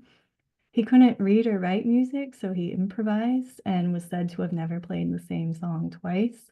We have one recorded piece of his music that he composed with Scott Joplin, so Scott Joplin wrote it down. But people say if his music had been preserved, he would be remembered as the best ragtime musician rather than Scott Joplin being referred to as the king of ragtime. And again, if Chauvin descendants are on the call, you are welcome to share more. I mentioned Matilda Tyler, whose son was in the Chauvin's marriage record. Matilda Tyler, again, had been forced from Maryland to Missouri with her family in 1829, and then was later sent to labor at St. Louis University. And she negotiated to buy her freedom as well. And in 1847, we find this financial record that says she is to have her freedom if she pay $300 to be appropriated to St. Francis Xavier Church. And we see those payments being made here over the next couple of years. And we find in city records that Matilda did obtain her freedom at that point, and that she was also able to secure the freedom of her youngest son, Charles Tyler. She then went on over the next decade with her sons to fight for their freedom. Her other sons were Samuel, Edward, Thomas, and George Jr. I don't think I have any documents up about them.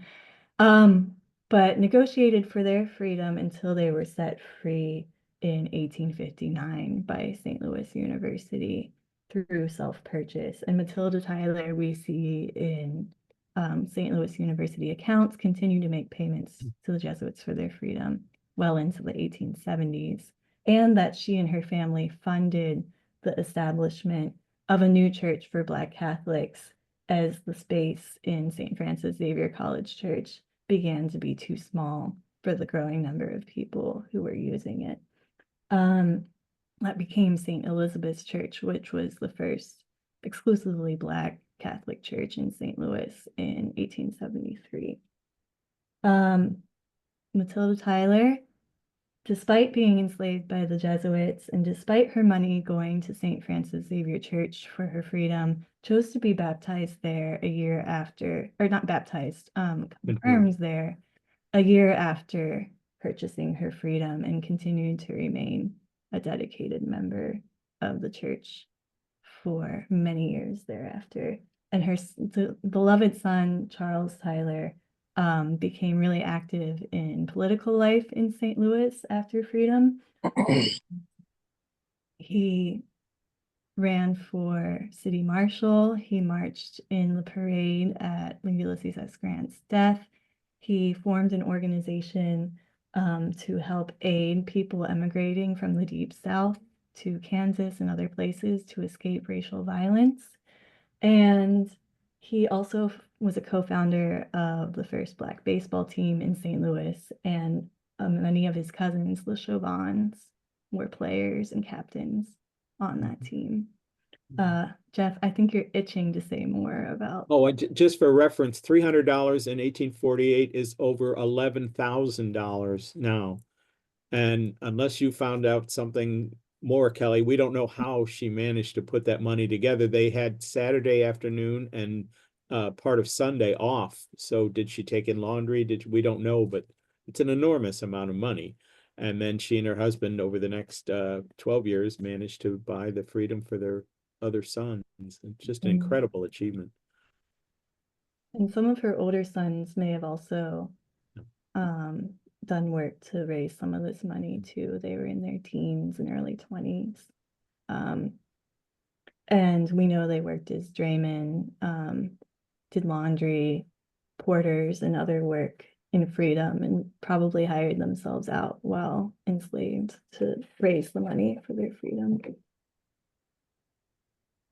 Charles began his work as a porter for a liquor wholesaler, and within a few years was a partner, and then took over. He had a series of businesses around politics, and saloons were very much connected in those days, and that's what he did and bought a piece of land in what is called the Ville neighborhood, 4148 Lucky Street. I'll never forget that. And that family lived there for some 60 years. So Tyler is such a common name. We were able to trace connections by using that address in the city directories and things. So you never know where you're going to find something that turns out to be key to locating people. Unfortunately, we don't know about so much about the other sons, what subsequently happened to them after freedom. But Charles, we have a very extensive record on. And I think I'm going to pause here. And Jeff, if you'd like to share any more about ways to find more information about this history in Missouri. Sure. Well, as I said, the Sacramento records are absolutely key for names and relationships and times, when people were at key moments in their lives, when they had a child and had it baptized, or when they died.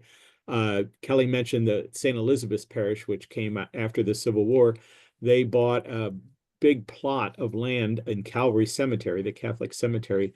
And I think what happened was, if you wanted a plot, you didn't have a family plot, you just took the next thing. So we have all the names of the folks that are buried there. That's another thing we're working on memorializing. Going back to what you said about the cemeteries, there were a lot of Catholic cemeteries. Most churches had their own graveyards. And in 1849, there was an enormous cholera epidemic in St. Louis. And they associated that with dead bodies, which it's not. But they put all the cemeteries together out in this Calvary, and were supposed to have dug up, reinterred everybody. But as late as 20 years ago, they were building an IKEA here, where there's a site of one of these cemeteries, Rock Springs, and they were finding remains then. So yeah, the removal was not always complete. Missouri, especially, where I didn't realize this till we started doing other states, is especially fortunate, where so many of the state records are online, birth records, death records, and you can actually see the death certificate, which again might have relationships or addresses on it. Ages, there are lines for father and mother. Sometimes it says unknown, but sometimes those numbers or those names are in there as well. So that's not true for other states. Other states, you can't, you can look it up, but you only get the bare thing, this person died in this year, or you have to pay to get a full certificate. We're also blessed the Missouri History Museum Library here in town has they're like a giant vacuum cleaner of letters, of wills, of all these things. And you look it up and you get the actual, you write down what you want, and they bring out the actual letters and things, from these days. And there again, you start to put together relationships or references. Somebody writes a letter home saying, oh, send Isaac to come and be with me while I'm at St. Louis University, or while I'm, this kind of thing. The court documents, the freedom suit, as Kelly referenced, there were over 300 freedom suits, and up until the time of Dred Scott, it was people had all kinds of recourse. And I think again the urban aspect of St. Louis, also Missouri being surrounded on three sides by free states, but there was an active attorney business downtown of doing this. If you could prove you had, I'm not sure how far back, but an ancestor who was Native American, you could sue on that level. Many times people had promised to free someone when they died, and their heirs didn't keep up with that. And so people did that. We were able to trace a man named Charles Nesbit, who sued Bishop Rosati. He had been sent to Cahokia, Illinois, a free state, for just about, 2 weeks or something like that? It was not a very long time. And he sued on that basis. We know about it because Rosati went to Rome and put Father Verhagen, who was the president of St. Louis U, in charge. And so the actual suit reads, Charles, a man of color, v. Verhagen. And Verhagen Verhagen lost twice and appealed twice.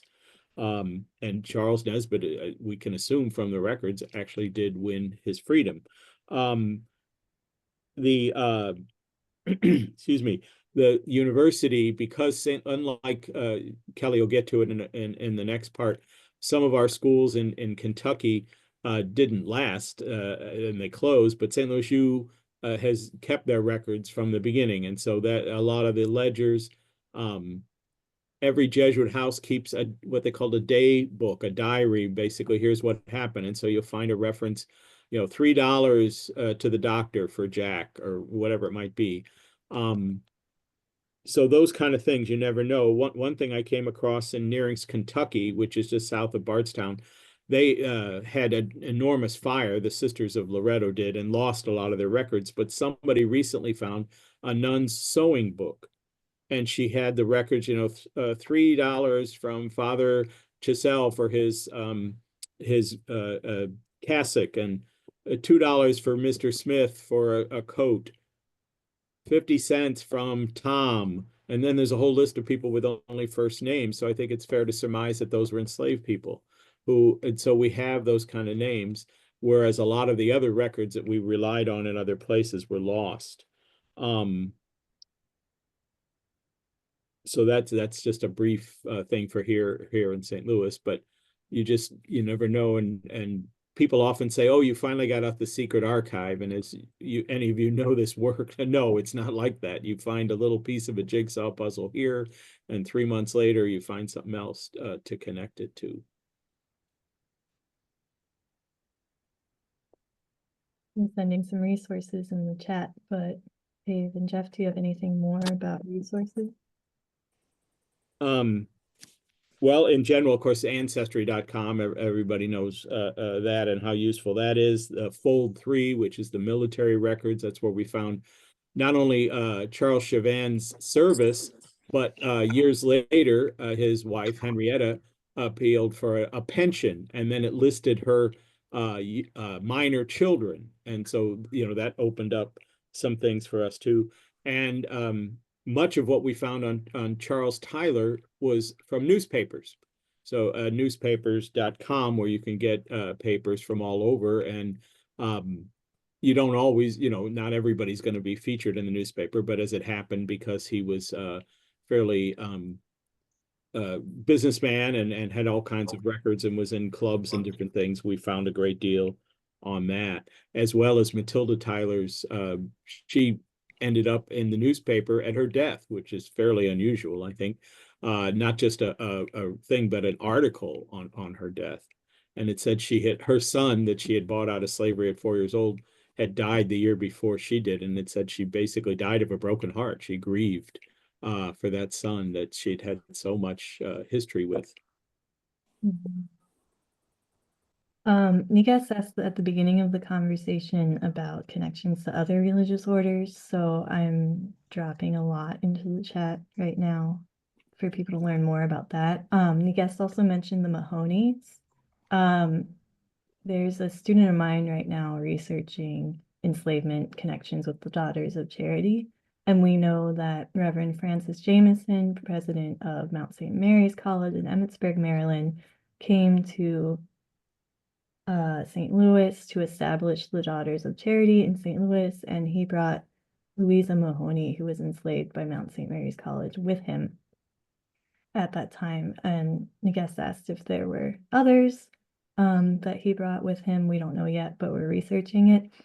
And Louisa Mahoney had an agreement with Mount St. Mary's College that she would be set free after 5 years, but that was not upheld. And so I sent digitized freedom suit records to all of you. She sued for her freedom with the aid of the person she was hired out to at the time, and with the aid of Mount St. Mary's College, who said that the records they held when they went to go find the records showing that they had agreed that Louisa Mahoney would become free had been tampered with and destroyed.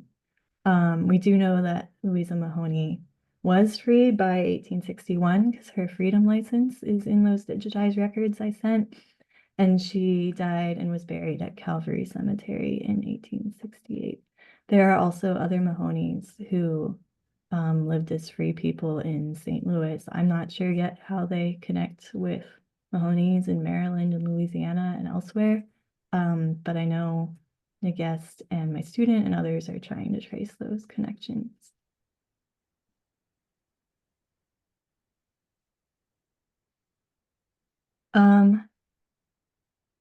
Let's do some questions and comments now, and then we'll take a little bit of a longer break since we've been going on for almost 2 hours now.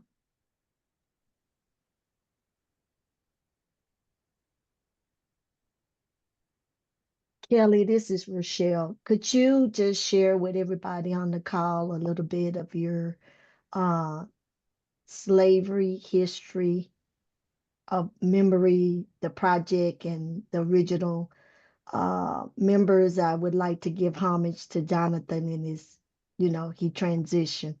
So could you kind of just break that up for a moment as we prepare to break, if you Sure. wouldn't mind?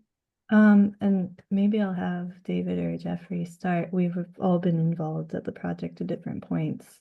Okay. So I can jump in.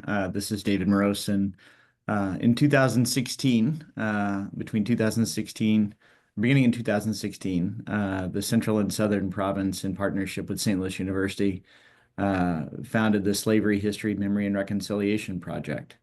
I was the co-director alongside Jonathan Smith at St. Louis University, and the threefold purpose of that project was historic research, communication, and to really begin the question to ask the question, where do we go from here? So to that end, we worked with university historians, and eventually I reached out to Kelly Schmidt, who was a doctoral student at Loyola University Chicago, to join the project, and then Father Jeffrey Harrison too. A whole host of wonderful people joined in on that work. And in 2018, it becomes a work of the Jesuit Conference, and then it shifts more or less the responsibilities from me to Dr. Laura Weiss. And then again, all along the way, wonderful people joined the efforts there, and continued that until 2021. So it's a wonderful the wonderful effort that they put forward, but also just the tedious nature of the research. And I'll speak more about the Jesuit Archives a little bit later, but it's as Jeff pointed out, with newspaper clippings or a civil record or a mention in a document altogether unrelated to the topic that you're looking for, a house diary, a ledger book. Those are an incredible amount of time to put together what Kelly moved through quickly and easily. The little piece of information, it might take weeks, if not months, to be able to draw a conclusion from what you actually can see in the record. So that's in some ways its origin, but also a brief history of how it sort of unfolded over time. And I can let Jeff jump in and Kelly. Yeah, another piece, you mentioned it briefly, is to get this information out back into our schools, our parishes, whoever is interested. And so we've all done a great deal of that, of presenting this, which just isn't, it was never hidden. It just wasn't out, and it wasn't prominent in any way.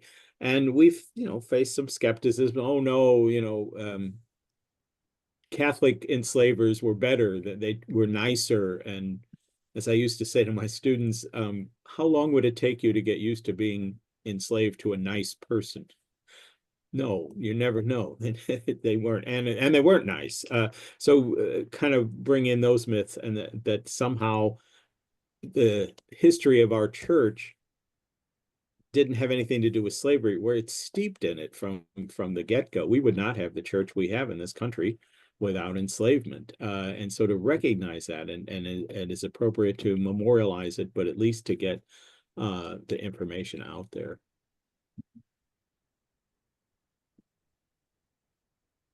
You want to speak about the connection with descendants, Kelly? Sure. We began doing genealogy to connect with the living descendants of people who were enslaved in the central and southern United States, and we were able to connect with a couple of the families, but not nearly everyone who we know descend from these families. The project has been undergoing some transitions, and it interrupted those genealogical efforts. So there are some descendants who have organized in St. Louis, and one of those groups is descendants of St. Louis University enslaved. There was a representative on the call earlier, might still be on, I don't know. But there are many, many, many, many unfinished threads, and I don't know what else to add. Jeff, is there anything you want to expand on? Well, I remember one of the first people that came in to see us kept thanking us, and you know, we stole this history from you. We're returning it. This is not a favor we're doing from our side. This is something we owe you. And so I think that, yeah, that's very important to give people back their stories and their histories, and then to get groups like this, you know, doing their own work. Obviously, there's so much to do. And we did genealogy a little differently. We started at the beginning with these names and came forward, whereas most people, of course, say, well, this was my parents and my grandparents, and if I knew my great-grandparents, and go back. So it's nice to be able to kind of meet in the middle there, where we bring things forward, and then people can go tell their own stories going back. Mm-hmm. There were descendants of people enslaved by by the Jesuits in Grand Coteau who've always known this history about their family and had been reaching out to the Jesuits long before this initiative even began. And together we were able to connect dots, and we were able to share resources that the family didn't have, and the family was able to explain things that we didn't know about and had gaps in our knowledge about. And they still have artifacts from their ancestors dating all the way back to that time period, which is really quite incredible. And the other thing is to connect, well, we all know what's going on in this country now with challenges to true history and things, but to get away from this, oh, it wasn't me or it wasn't us. I found a thing, I think it was from the 1950s, and it was trying to get raise funds for the rock building that you saw there, the novitiate. And it had all the places that had come out of that: Marquette University in Milwaukee, and Loyola in Chicago, and Xavier in Cincinnati. And so you might think, well, we're in Wisconsin. That was not connected to slavery, but of course it was, because the very people who helped found those places benefited from slavery. And then you get into the benefactors who, made their money from slavery and then gave money.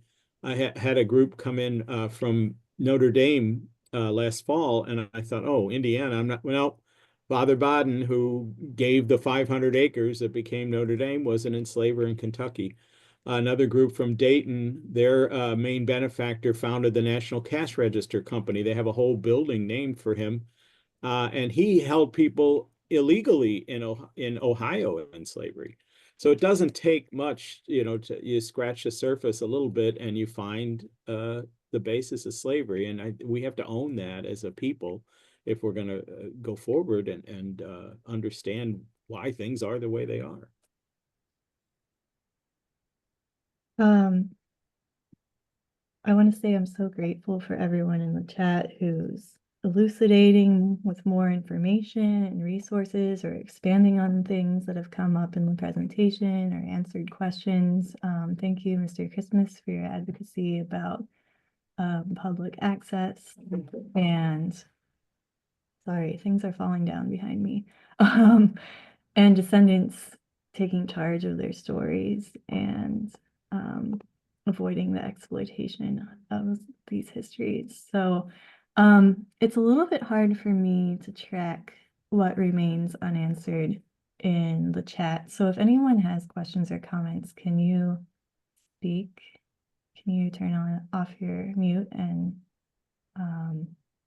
share or ask your questions there?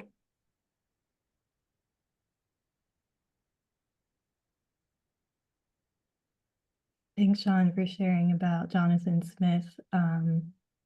He's dearly beloved and dearly missed. He passed away 3 years ago on Juneteenth and Father's Day.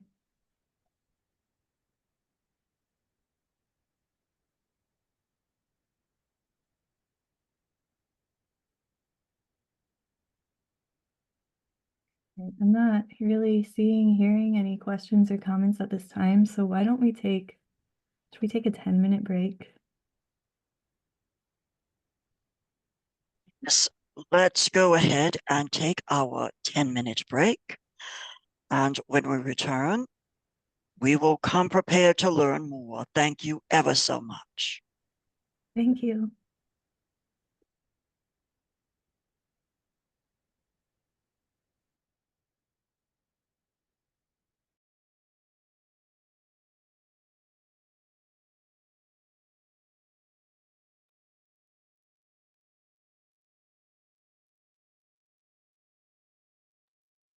All right, everyone. Thank you ever so much for joining us.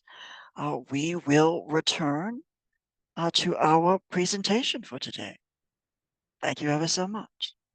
Thank you so much. Now that we've had some time to take a break and digest, the next portion of the presentation will be on Kaskaskia or not Kaskaskia, I'm sorry, Kansas and Bardstown and St. Mary's, Kentucky. But did anyone have any questions or comments that emerged about Missouri over the break before we move on?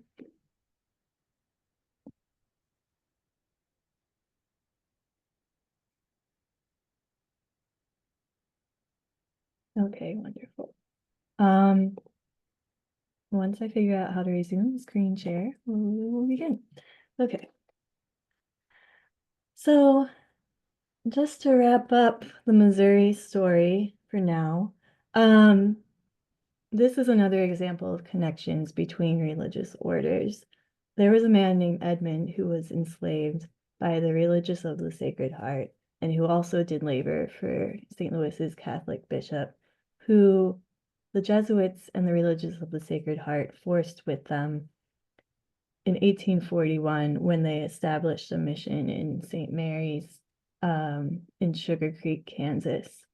And by that time, Kansas was free territory.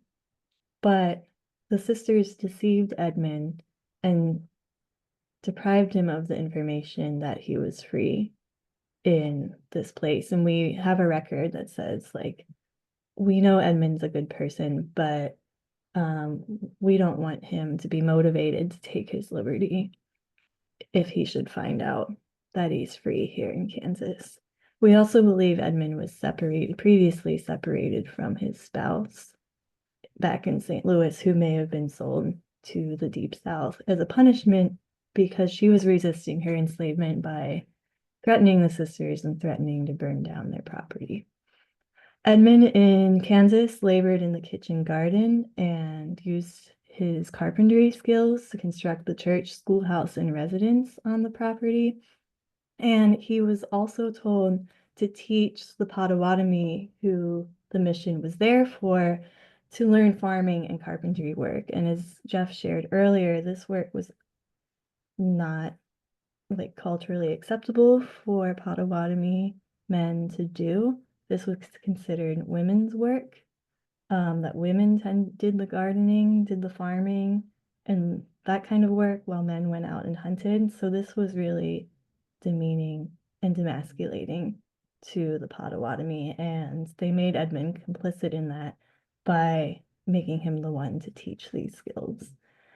At night, Edmund shared a cabin with a Jesuit brother, and in the 1840s, their space was partially destroyed by a tornado. And after that point, we lose track of Edmund in the records. Some have speculated that he used his geographic location in this territory to seek freedom, but we don't know what happened to him. after this point.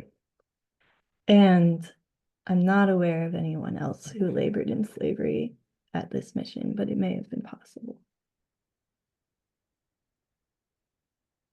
So here we see a map of expansion of Jesuit properties in the antebellum period and expansion of Jesuit enslavement. We've covered some of these already, and now we're going to move into Kentucky. So St. Mary's College in Kentucky was established by Charles Narings, a Catholic priest, in 1821. He himself was an enslaver and supported the college with enslaved labor.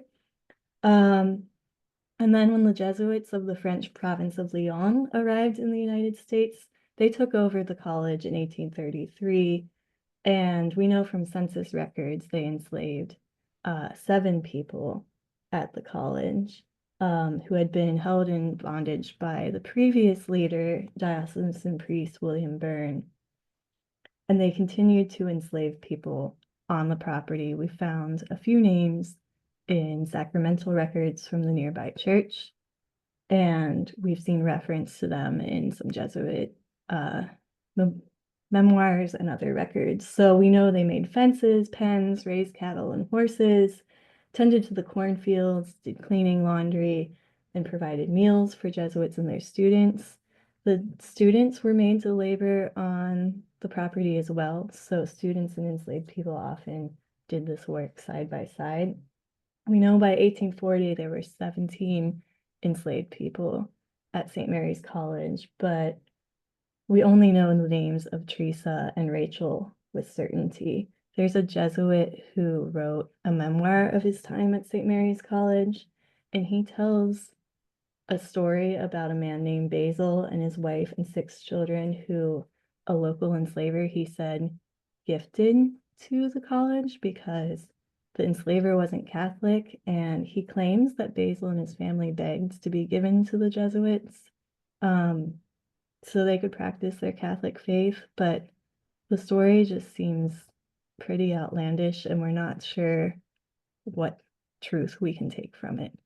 But the fact that he refers to them by name makes me think they were there on the property, but the circumstances by which they became enslaved by the Jesuits seem a little more questionable.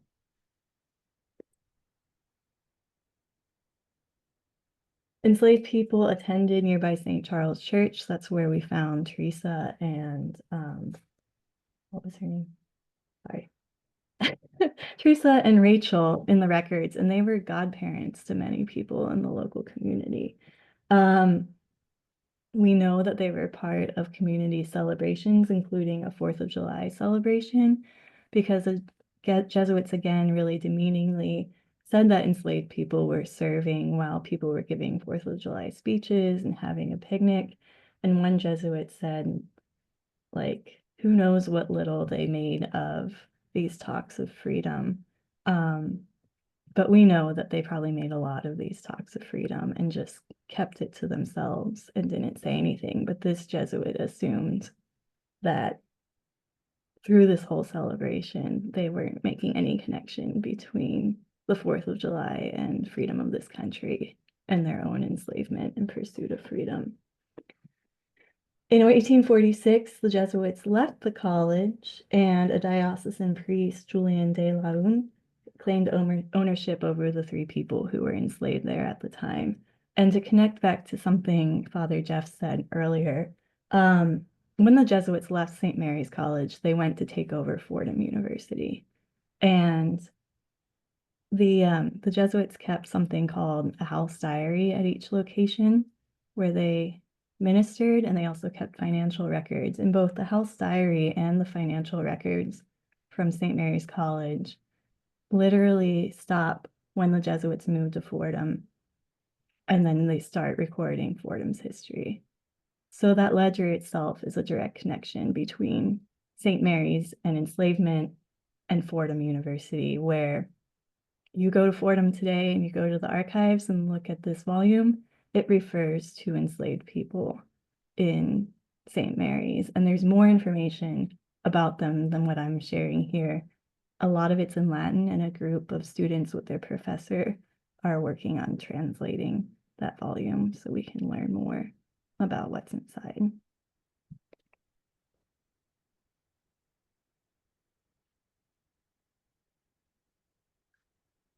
We're also going to talk about Louisiana. It's been a while since I scrolled through this, so thanks for bearing with me. So a contingent of those Leon Province Jesuits left St. Mary's College to found St. Charles College and run St. Charles Borromeo Church in Grand Coteau, Louisiana in 1837. And this was originally the Jesuits' Leon Province, but a few years after that, St. Charles in Grand Coteau became part of the Jesuits' Missouri Province. And this is really mostly important just for tracking the records that tell these stories, because some of this history is in the Jesuit archives in France for the Lyon province. Again, I wanted to make a trip there in 2020, but the pandemic changed those plans. But we know that the Lyon province archives has more on the people who were enslaved here. But once it became part of the Missouri province, many of those records are now at the Jesuit archives, which David Miros will talk about a little bit later. The Religious of the Sacred Heart were also present in Grand Coteau. So this blue dot is St. Charles College. This blue dot is St. Charles Church. And the Religious of the Sacred Heart ran an academy up in this direction. We know that the Religious of the Sacred Heart enslaved Hawkinses and Eaglins, who have DNA connections to Maryland and to people enslaved by the Jesuits and to the GU 272. And their labor helped establish St. Charles College. We know that we have accounts that the Religious of the Sacred Heart gave them bricks crafted by the people they enslaved. And we know that the Jesuits borrowed and rented people enslaved by the Religious of the Sacred Heart, the local bishop, and local Catholics. And by 1839, the Jesuits were financially stable enough that they began purchasing enslaved people to labor at the college, and they purchased Ignatius Goff, who had been enslaved by Stephen H. Goff, a Georgetown graduate in Maryland, and he had shipped Ignatius Goff to be sold in Louisiana on the Isaac Franklin, one of the Franklin and Armfield slave ships. So he was shipped out of Alexandria, Virginia, and into the port of New Orleans. We found the manifest that refers to his sale. And then he was later sold to a few other people and then to the Jesuits in Grand Coteau. Members of the Goff family have also traced DNA ancestry to other families, groups from the GU 272 and Jesuit enslavement in Maryland. The Jesuits also purchased Phility and her daughter Rachel, who labored at the college for a time, but then were sold to neighbors of the college, some of whom taught at St. Charles College. And between 1837 and 1865, we know the Jesuits legally owned more than 13 people, but that they relied on the labor of more than 47 other people who were loaned to them by neighbors as a donation or as payment for a student's tuition, where the Jesuits rented their labor. We also have found a lot more about the local bishop also loaning enslaved people to the Jesuits, and that the Jesuits eventually sent many of them back because they were fearful of the resistance that the bishops, the people the bishop enslaved, were threatening. They thought they were going to get shot by one of the people who was resisting his enslavement there.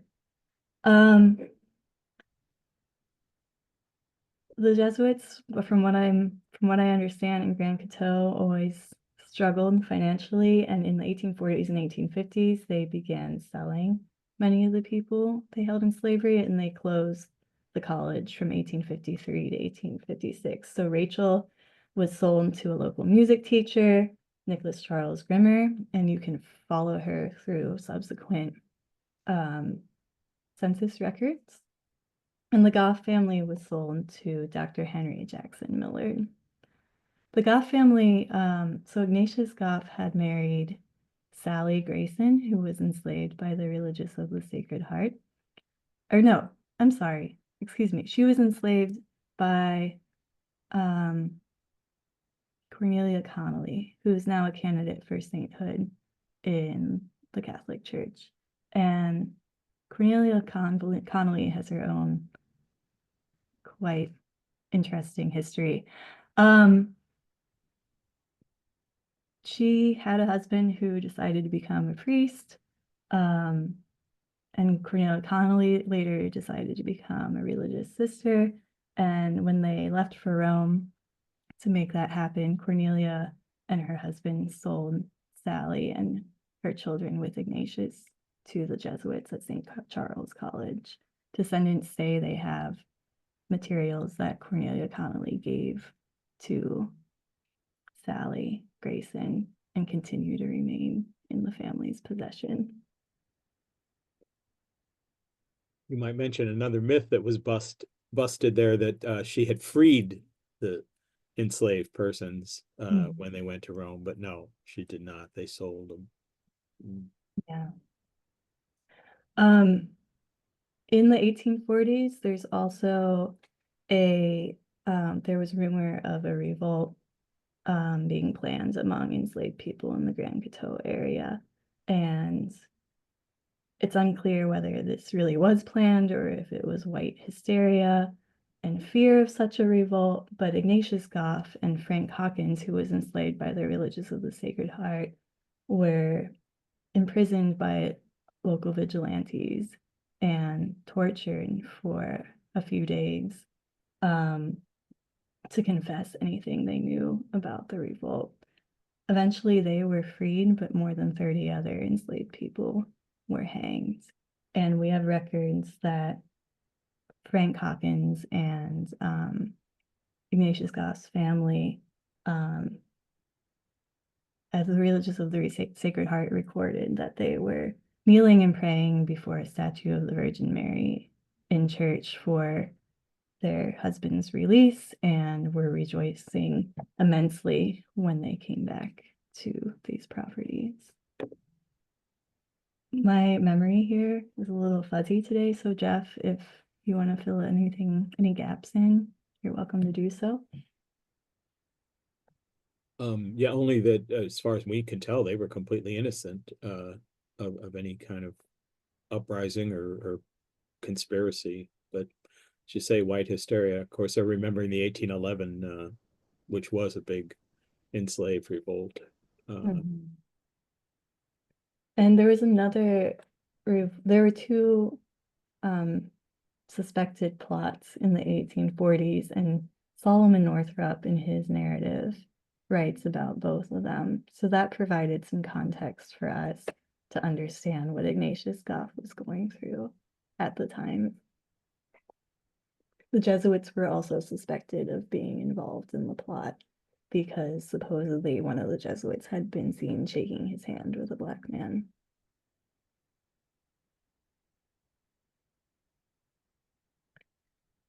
So St. Joseph's College in Bardstown, Kentucky was established in 1819. I believe it was a diocesan college. Yeah. Had a history Bishop Flagey, yeah. Yeah, Bishop Flagey, another enslaver, had its own history of enslavement from the beginning. In 1840, 18 people were enslaved at the college, and others were supplied by local residents of Bardstown. And the Jesuits took over administration of St. Joseph College in 1848. And when the Jesuits arrived, they decided to continue holding in slavery all people who were presently laboring at the college, with the exception of Dave, Maria, and their family. I believe they've become free, but more research needs to be done there. I think their surname was Lancaster. And there was a priest in Bardstown at the time, whose last name was also Lancaster, and there's a pretty substantial Black Catholic family group that stems from Bardstown with the surname Lancaster, some of whom ended up in St. Louis, and I think there's a connection between everyone, but more research needs to be done to make sure that's true. While the Jesuits were there between 1849 and 1865, they enslaved between 10 and 20 people. And they also had people who were supplied from other enslavers, from diocesan priests. There were many other religious orders and Catholic colleges and seminaries in the region, and we know that there was a lot of exchange of enslaved people and rental of enslaved people between those different colleges and seminaries and convents. We also know that the Jesuits forced a few enslaved people from Missouri to Bardstown, one of them being Peter Queen, who we talked about before, and a woman named Mary, who we don't know much about and haven't been able to trace beyond the mention that she was forced to Bardstown in records. So there's possibly some connections all the way back to Maryland through her, and definitely through Peter Queen, though we know Peter Queen wasn't there for very long, and we don't know what happened to Mary. The Jesuits accepted enslaved people as payment for students' tuition at St. Joseph's College, and there was a scandal in the 1850s where about 3 students were from Louisiana were determined to be, quote unquote, of mixed blood and passing for white, and were dismissed from St. Joseph's College. Can I mention that just to the north of Bardstown is Nazareth, Kentucky, where the Sisters of Charity of Nazareth also held enslaved people, and they've done a lot of archival work on that, so there can be connections there. And then just to the south is Nearings, Kentucky, where the Sisters of Loretto, as I said, many of their records were destroyed, but they're also doing the work, and they have memorialized it in a cemetery and in different ways. So that area was so Catholic at the time. As I mentioned, that was the second diocese, and those institutions, unlike our St. Joseph College, perdured, and so they still have a lot of that thing there. And as it happens, the main building of St. Joseph's College is now the Oscar Getz Whiskey Museum. So, and I should mention that the other college, St. Mary's in Kentucky, is currently a private prison.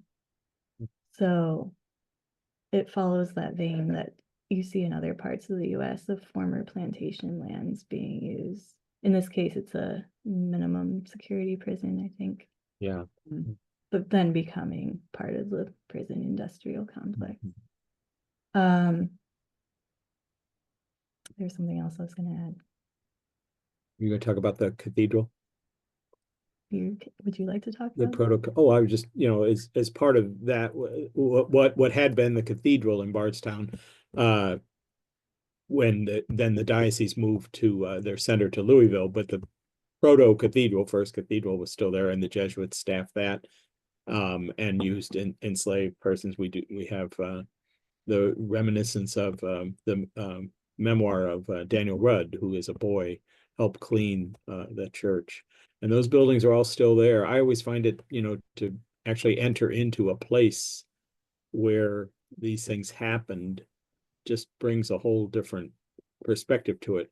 Unfortunately, none of that is memorialized, at least the last time I was in Bardstown about 2 years ago. None of that is mentioned there. Mm-hmm. The Trappists and the Dominicans also had properties in this region and enslaved people on them.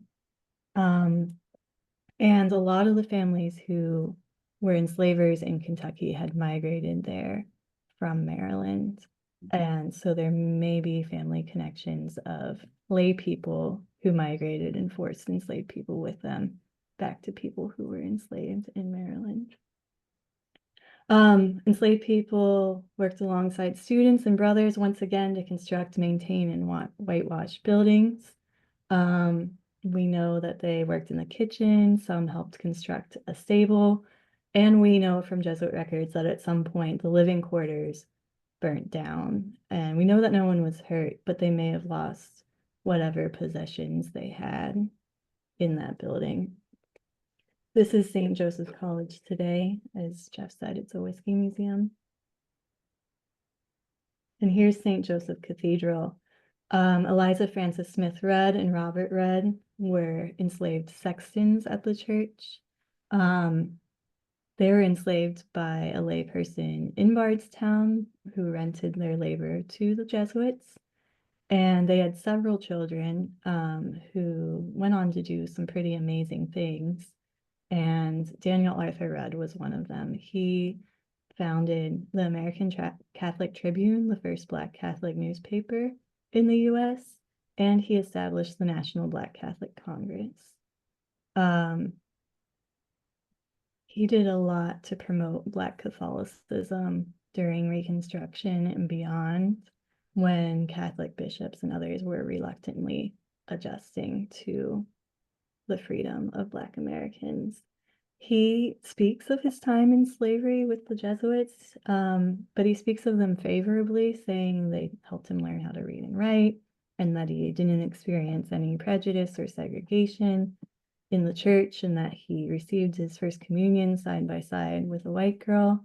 But records we've seen conflict with that and show that there was a lot of segregation and most people didn't know how to read and write. So we don't know if this is reflective of what Rudd actually experienced or if he was rhetorically trying to push for his claim, at least early in his life, that the Catholic Church could lead the movement for racial justice in the US. He grew a little more disenchanted with that position later in his life.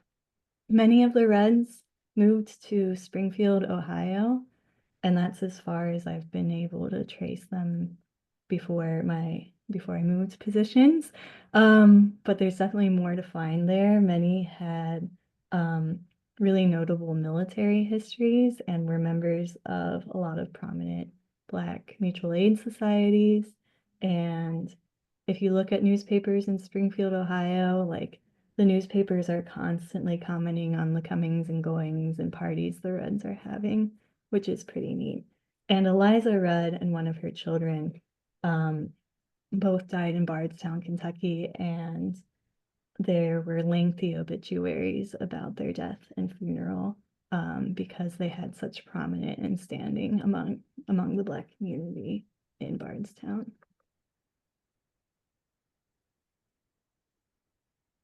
And we'll finish up with Spring Hill College. Spring Hill College was founded in 1830. It was originally run by the Diocese of Mobile, I believe. Is that right, Jeff? Bishop Potier. Yeah. No. We have census records that this bishop enslaved people and enslaved people at Spring Hill College. And the Jesuits assumed administration of Spring Hill College in 1847.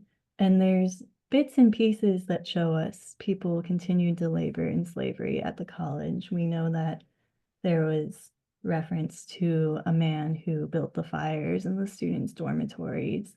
We know that there was a building shown here, number 3, that was a residence for servants, probably enslaved people. There's other like tangential references to enslaved people being on campus, but a lot of the college records were destroyed in a fire. So I don't think we've been able to identify maybe one person by name at this point. But yeah, there was 1869, a devastating fire destroyed all documents. Just yeah, very difficult. I'm going to caveat that and say most documents. There was actually more than I expected in the archives at Spring Hill College, and you can also look beyond Spring Hill College to fill in some of the gaps. So there's some, but not as extensive as some of the other places we've talked about. The Jesuits also returned to New Orleans in the 19th century and operated churches and schools there. Sometimes they exist on the former plantation lands of the colonial era Jesuits. But again, this is where, due to the pandemic and job changes, my research never got that far. But I think maybe yours has, Jeff, if you want to say anything. A little bit. I was focused more on Grand Coteau, and yeah, I haven't done a lot on New Orleans. So, but there certainly were enslaved people at the Baronne Street Church, which was the main church, and it like the plantations just off Canal Street, so just near 2 blocks from the French border, so right in that whole area. There's just another anecdote. Albert Beaver, who is credited with founding Loyola University in New Orleans, came from Europe with another man. They were to enter the society at Grand Coteau, and they ended up arriving in the middle of the night, and they were put to bed. And the next morning, all the novices refused to go into breakfast because they thought Beaver's companion was of mixed race. And they actually sent the man back to Europe. His name is escaping me right now, but so that was in the 1870s. So yeah, things didn't. I often have to remind people this was not so long ago and far away. St. Louis University, of course, continues to occupy ground that was a Black community up until 1960. So it doesn't stop with the emancipation. I'm going to share an article in the chat that has more about what Jeff's talking about. Jeff, do you want to say anything more about resources and ways to learn more about this part of the history? I found in Bardstown, as I say, there's quite a bit of documentation there. A lot of it is not digitized, so you have to go through it. But the Nelson County records, Bardstown's in Nelson County, has a lot of those kind of things. There's even a slave database, but it's by owner, so it's very difficult to look through unless you know exactly where you're going. But it is there, and they have somebody has not digitized but written up a compendium of the wills that they have from that time. So wills can also be, because often people are mentioned, enslaved people are mentioned by name. We have, again, church records from the St. Joseph's Cathedral and the St. Charles Church that was in Marion County, just to the south of there, where St. Mary's College was. The Archdiocese of Louisville is now the Archdiocese for that area, and they have extensive records as well, especially from those schools, showing, again, the day books and different things like that. Unfortunately, again, none of that is digitized, so you sit down and go through it page by page, but those things do exist. Yeah.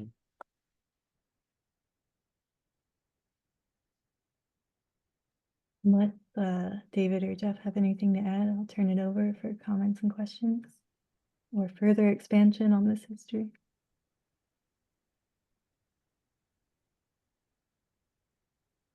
Rochelle, it looked like you were maybe going to say something. Yeah, I did put in the chat, and I want to give credit. I actually pulled it from back you guys' website.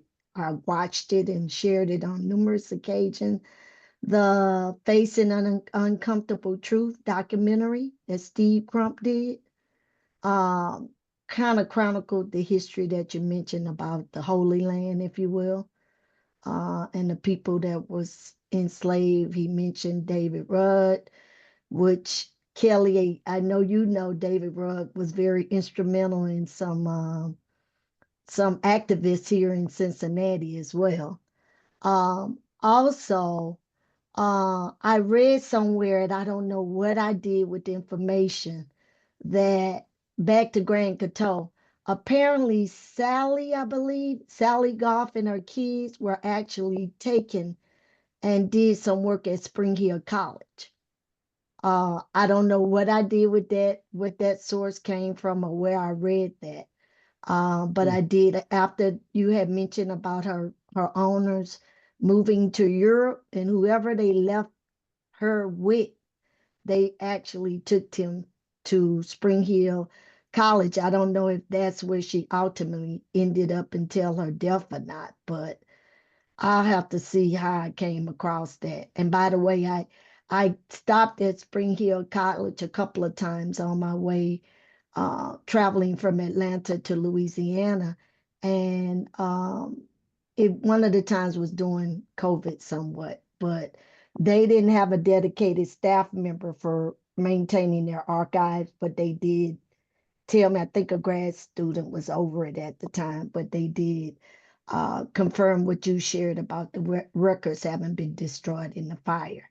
However, that being said about records here in America, I'm also aware that a lot of those records apparently, and maybe David, when you do your part, you can kind of let us know about this.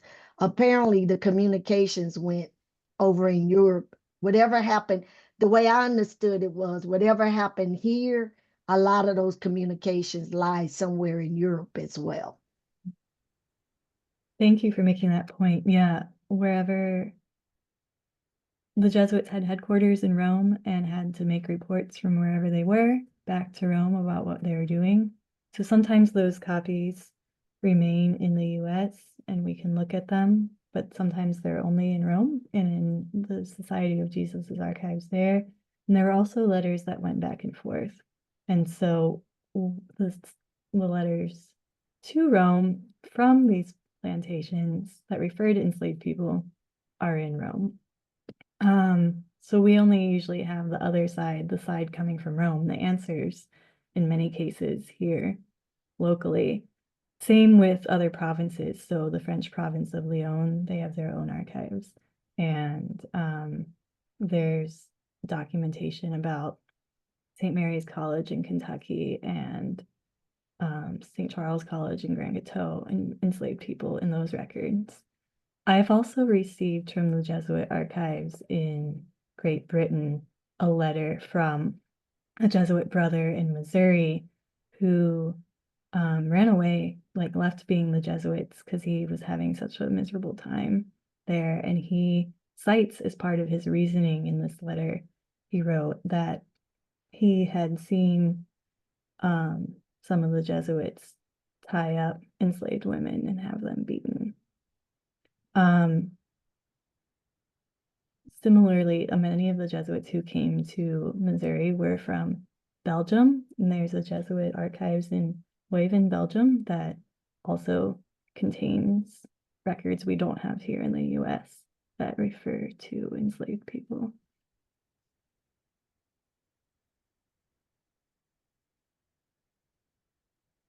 Any other comments, questions? I haven't found anything that refers to Sally Goff and family being in Spring Hill at any point. All I've seen is them there from the beginning, from their time with the Connollys to their deaths, remaining in Grand Coteau, and many of their descendants still live in that region. I have a comment. Yeah. It was mentioned earlier about the church on Barone Street in New Orleans, near Canal Street. That's Immaculate Conception Church. And right near there is a hotel called the Père Marquette Hotel. So I would assume that it is also part of the land that the Jesuits owned.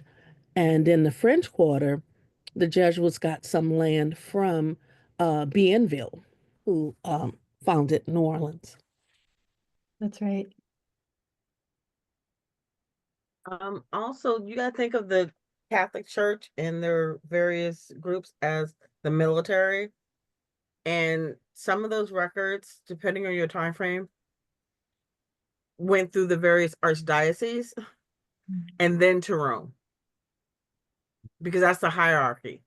So, and I know for a lot of the southern parishes up until around the 1820s, sort of at the beginning of all this, some of those records, and even, how should I put this, during the Civil War, a lot of the southern parishes sent their archdiocese stuff to Baltimore to safeguard the records during the Civil War, because we were occupied. We were not having battles in our area.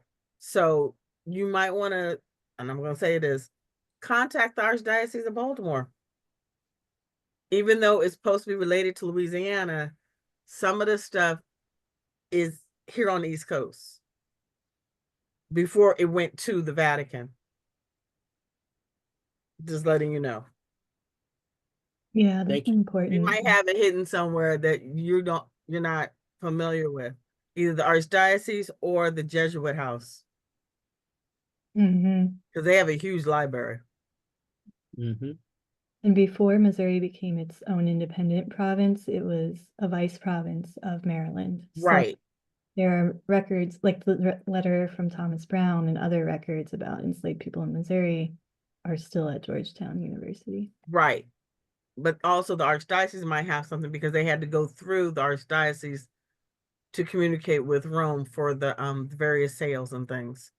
So you will have copies of both the letters going out as well as coming in, probably there.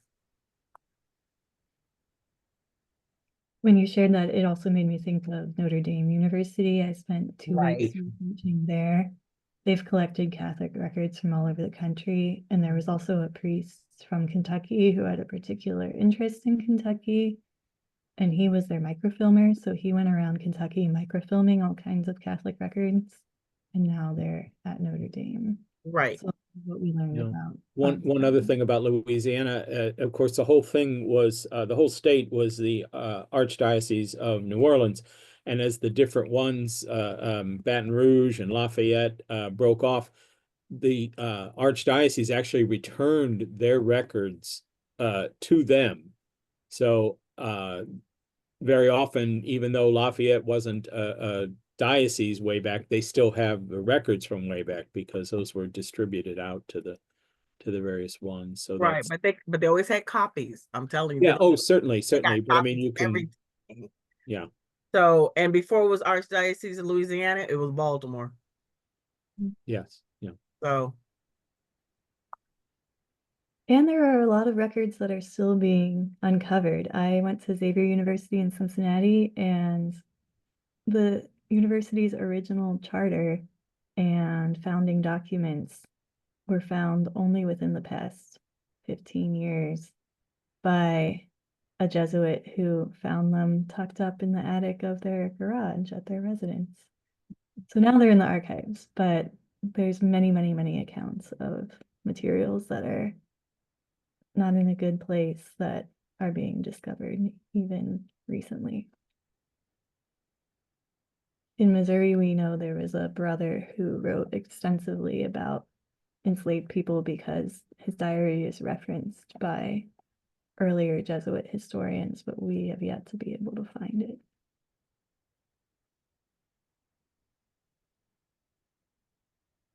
Any other comments, questions, contributions,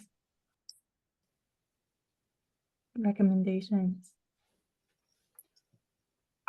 I am enlightened by what you have on Kentucky, and that's my area of interest, being that my parents were from Kentucky and our ancestors were enslaved in Kentucky by way of Nelson County, Bardstown area. I remember my aunts and often speaking of Bardstown, Kentucky. But, I never traveled there. We were in Louisville and Lexington, Madison County, Fayette County. Nelson County, I know it holds the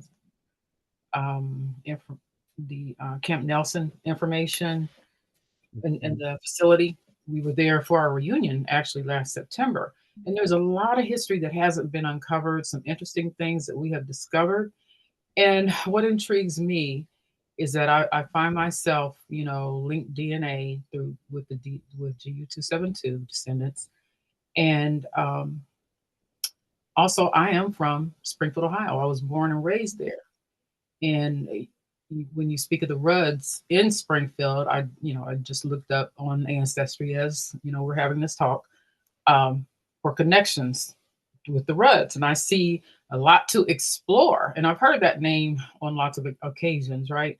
So this has opened up something, and I would really like to share what I have and also glean and learn and contribute to the research in Kentucky, since there's so much more to be uncovered.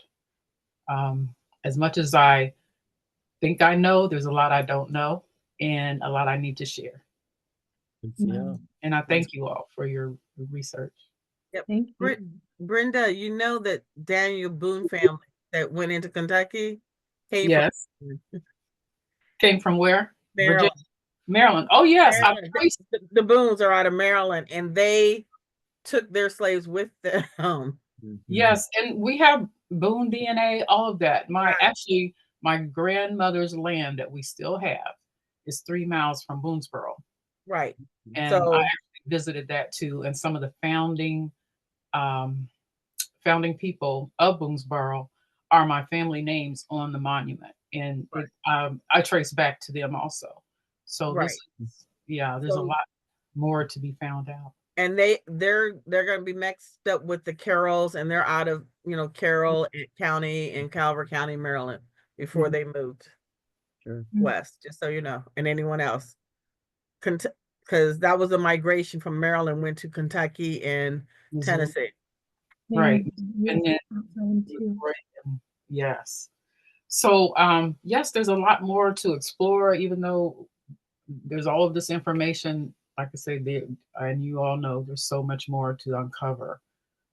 And I think getting those stories and histories from the descendants will play a big role in the total discovery. It is ongoing. It's ongoing. It takes time, as you all know. But I am here to share any information that I have on my family and information out of Kentucky. I'll put if anyone wants to connect with me, or I'll put my email in the chat. Thank you, Brenda. While you were sharing that, I remembered too, back when I worked for the Slavery History, Memory, and Reconciliation Project, we had posted a list of people who were enslaved at Bardstown, so people could try to see if they had any connections. And on Ancestry.com, I was contacted by someone who said they had all their families' records as enslavers, and she believed, and like that the names overlapped with people we had posted on the site, and she offered to scan and send those records so that they could be used by our project and that descendants could have them.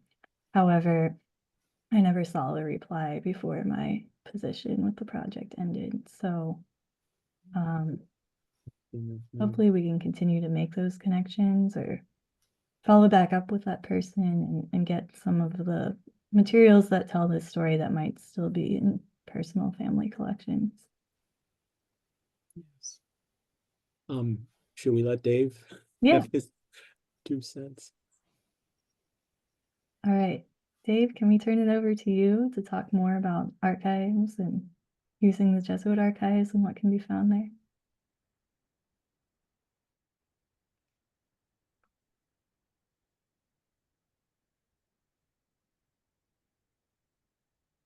Dave? Oh, you're muted. You're muted. Sorry about that.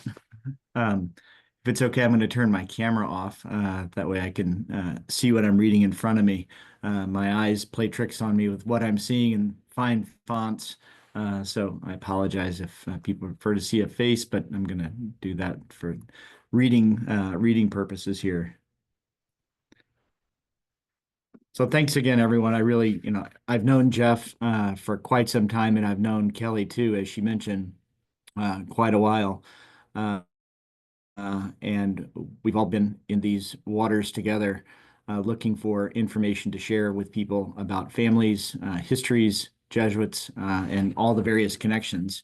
And what Kelly makes look so easy and what Jeff makes look so easy is really, really difficult work.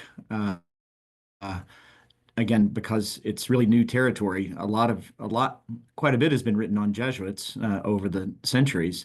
But when you try to really study the people who Jesuits are working with, or in this case, enslaving, those names are often missed or not focused on in the research. Jeff had said it's the stories may have always been in the records, but now they're for the first time in the last several years coming to light. So that's really important work, and again, difficult work.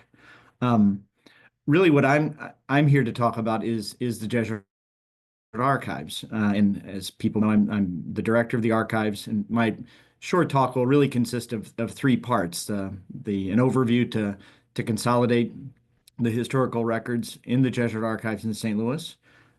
Second, some details about our collection, and then I'll discuss the collections themselves and outreach.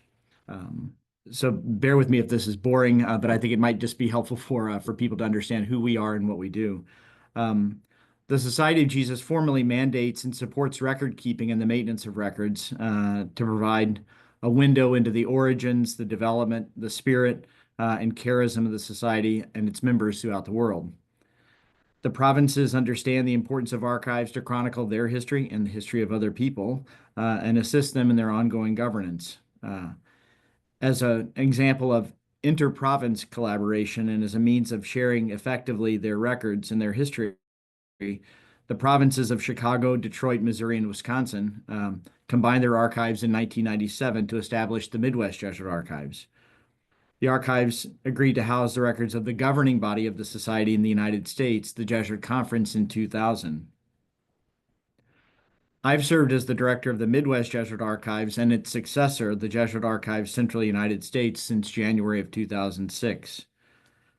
As provinces began to reconfigure in the U.S., people in leadership positions met with me in October of 2014 to discuss the possibility of housing additional archival collections in St. Louis.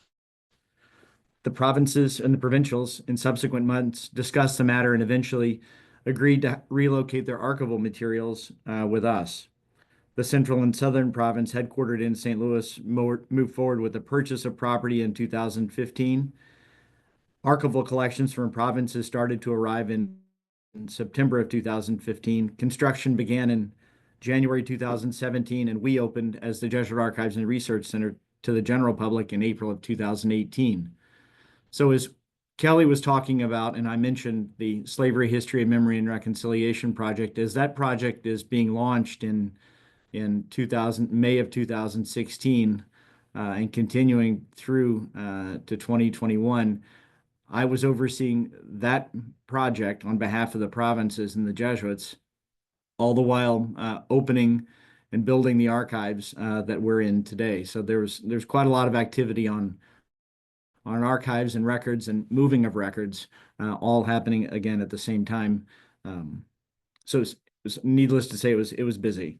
The archives, the Jesuit Archives, now houses the collective memory of the conference, as well as past and current administrative provinces of the society in the United States.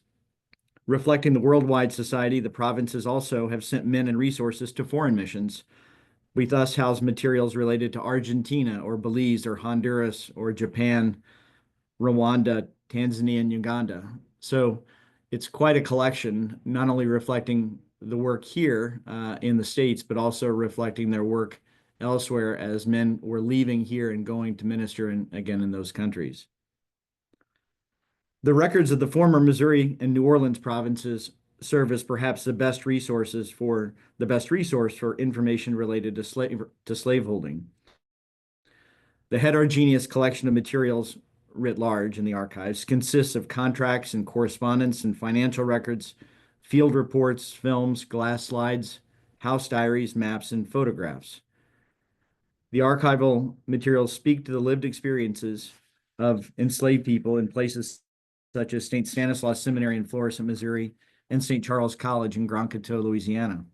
You'll find more information, as you can see on the screen here, about the archives at the Jesuit Archives. If someone who's driving that, if we'd go back to the collections, let's see here.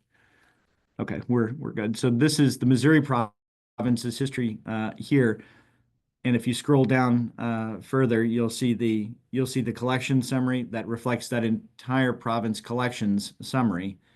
And then you'll also see its arrangement. And by and large, the archives are arranged by people, Jesuits, by institutions, example, St. Louis University, Grand Coteau, by governance, meaning like the records of the provincial, the leader of a province, the province's treasurer, the province's executive assistant or socius, etc. I think the bulk of the records that we're talking about and the ones where I think you might find the most fruit revolve around governance, revolve around institutional presences, as well as personnel files. So if you would scroll down, keep going, I think it's towards the bottom, you'll see the various finding aids. So you'll see record group history of the Society of Jesus, or general governance collection here, record group 2. If you'll double click that, you'll see the scope of that collection. And then you'll find, if you go down further, click on that blue, you'll see that there's a finding aid for it. And the finding aid gives you a folder level listing of what you can expect to find in the archives related to governance of the Missouri province. Folder level inventories get you close to the records that you're looking for. They're not going to tell you anything necessarily about what's written in those records. It's not an item level description necessarily, but a folder level description. So you might have a whole range of records within a particular folder that's related to a topic. Literae Annuae or Historia Domus. You'll see these records, so someone could simply say, I'm interested in this box of records based on what I think I'm looking for. Can I see those records? And we work with people all the time to look at this. If we back out, look at these kinds of records. If you back out of this one and go to record, back out of that one more higher level, stay within Missouri, and scroll down to, say, St. Louis University. And you'll see the date range, you'll see the finding aid.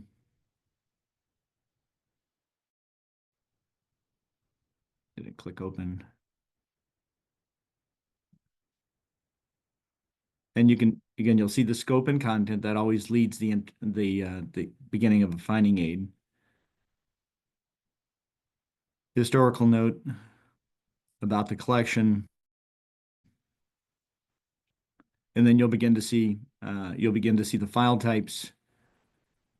And then you'll begin to see the records themselves, what kinds of things you can expect to find in these particular boxes. Each collection and should have at least a high-level understanding of what's in that particular collection. So the Missouri Province Archives collection, the New Orleans Province Archives collection, and within that bucket, you can expect to find finer details about a particular section of the archives itself. If you scroll down, you can see there's a record here, slavery, 1850, 62, 72, box, and then folder list, where you would expect to find those particular original primary source materials for the record. So the narrative that Kelly is drawing from not only is based on the records here, but elsewhere. So the difficulty is always in piecing together a narrative, and Jeff has done the same thing. We don't, as you go back to the Missouri Province collection, you can see that there's a St. Stanislaus Seminary collection, a St. Joseph's College collection. These collections reflect the work that our archivists have done to make those records more accessible or more visible. Some collections have better finding aids than others, and there are a variety of reasons that lead to that. But I think these records are maybe the most well organized in the Missouri Province collection here. And then you'll find, I think there are a few that are done with biographical references, whether it's Verhagen or Sherapen or Kenny. These are, again, records that have more robust finding aids than others. If you back out of this and go to the New Orleans Province Archives, you'll see that it's very limited in terms of what places have been processed. Right now, our collections archivist is moving through the Grand Coteau collection. And that material will eventually have a finding aid, much like the ones that you saw elsewhere or earlier, that reflect scope, content, how many lineal feet, the kinds of records you might expect to find in a folder. And it's a very, just as the research is tedious, so too is the processing of those materials. Let me talk a little bit about the staff, and we can discuss any of these questions later on. I'm very fortunate to work with a talented staff, and it's really made up of there's an administrative side of an administrative assistant and a receptionist, but the assistant archivist, the collections archivist, the digital specialist, the records manager, and the reference archivist are the people who really make this place work. I am, again, incredibly grateful for their work. And they will work with people who reach out to us on historic questions or schedule appointments to visit the archives. You really, in some ways, have to visit the archives to look at the records themselves to understand what you're trying to piece together as an historian or as even a genealogist. Each collection has its own unique finding aid, and the assistant archivist and the collections archivist regularly create those new ones and integrate new materials into the holdings. We're open to any and all researchers, regardless of their academic affiliation or even status. We really try to provide equitable access to historical records for research purposes. Some materials you might expect are restricted from general use or subjected to limited access because we might be balancing confidentiality with privacy. And you'll see our access policy fleshed out under the policies section. It really does come down to, in some ways, is the person deceased long enough, or are the records, and thus would the records be opened? So this is again, it really does honor more or less a 50-year rule. Gives enough time for the person to have passed away, so that there's sufficient time for privacy concerns to be maintained and confidentiality. But 19th century records are clearly open for any and all research that comes to mind. And we routinely work with people both on a distance front as well as on a local front. But we do say that, we can only dedicate up to about an hour's worth of time on behalf of researchers, because you can imagine the number of requests that come in. But we do our best to make records as accessible as possible, and with the idea that how do we help people who are looking for information, whether it's about family or an institution, or about an event. Sometimes events are also a topic for research. So that's a general overview of the Jesuit Archives and who we are and what we do. And I've, again, had the pleasure of working with Jeff and Kelly and a lot of other folks over the years on access to these records, with an eye to making them more accessible. So with that, I can answer questions about who we are and what we do and how we collect records and how we store them and how we make them, again, more accessible. Just to give, if you were to watch the video, it's a promo video, it's a fundraising video. It's probably outdated on the About Us section of the website. You can watch the 5 or 6 minute clip. Kelly's interviewed there. I'm interviewed there quite some time ago, but it gives you a sense of our space and what we do and how we try to, again, make records more accessible. So I'm happy to answer questions about us or what we do. Or my area is 19th century, mostly late 19th century, focus on institutional histories more than other things, educational history. But I find myself drawn into a lot of research topics. I'm less versed on the topic of Jesuits and slavery, although I know that I know the field, and but I don't know the nuances and all the details that Kelly and Jeff would have been able to assemble over the years.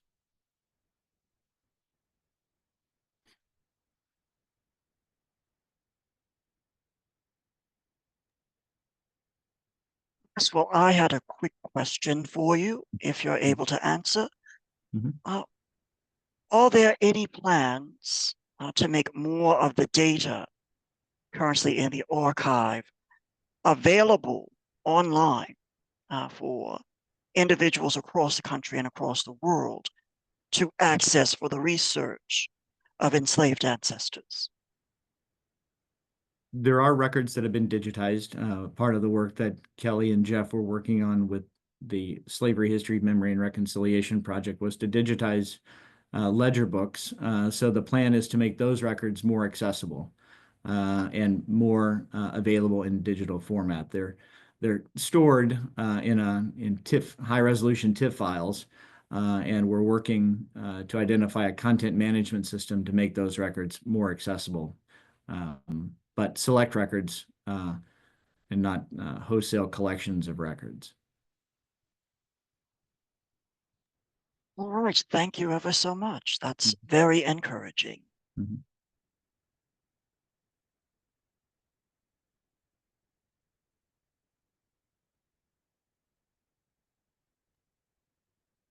All right, anyone else have questions or comments? Hi, this is Delbra Brown speaking. Hopefully you can hear me. So I just more have a comment more than anything. So people who know my story realize, and the reason I put a comment earlier about Marengo, Alabama, Marengo County, Alabama. So the story for me was my ancestor, actually I have ties to Louisiana, but I'm really more Alabama. So in 1870, my ancestors were tied to Barber, Bullitt, and Georgia, and in Alabama. But when for the census, he stated he was born in DC. So that pushes me to want to figure out Maryland, what's going on with DC and my connection. But he was born in 1818. So what's important for me is the ancestors of the sale. And so any of those records and that information, so when you share the earlier sales, then that piques me up because I'm looking for the slaves that were sold for whatever the reasons were and where they went. So I'm familiar with the website that was shared last week, and I've spoken with Ms. Leon. And so I got an understanding of her entire website. I've transcribed her whole entire website, and I've spoken with her because I'm looking for those slaves who were sold pre-sale. So I realize sometimes you guys will say, such and such, there was a sale of 8 slaves, they were sold to Kentucky. There was a sale of so many slaves, they were sold wherever. But what piques us is, who were they? Who owned them? Where did they buy them from? And who were they sold to? So it's very important that I want to be able to heighten and share the tracking of that information. Because we're tied and we're connected, but without visually or access to these records, we don't know, because so much of it is privately owned, or you guys are taking your time to transcribing it and making it available. But it's so very important for us to see the transaction. I've seen some records where it said, they were sold, but to who?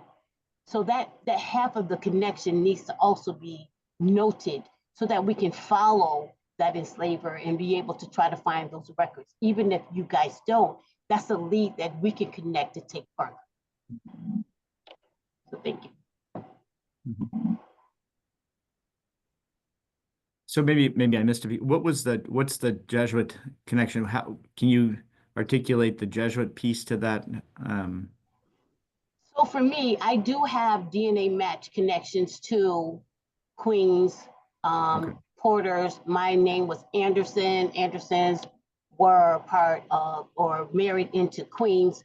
So as I'm using DNA to identify, and I actually am DNA connected to JH in the cell. So that's a whole nother lead that I'm tracking, understanding that I need to be on the right paternal or maternal line. So I get the foundation of what we need to show to prove, but I have to find the records in order to be able to see that. And so I have many connections, but it's me being able to see the records to put my finger on it and identify it. Where my family was not in Maryland or not in Louisiana, where you guys are definitely transcribing that stuff greatly. I'm in that gap that's in between.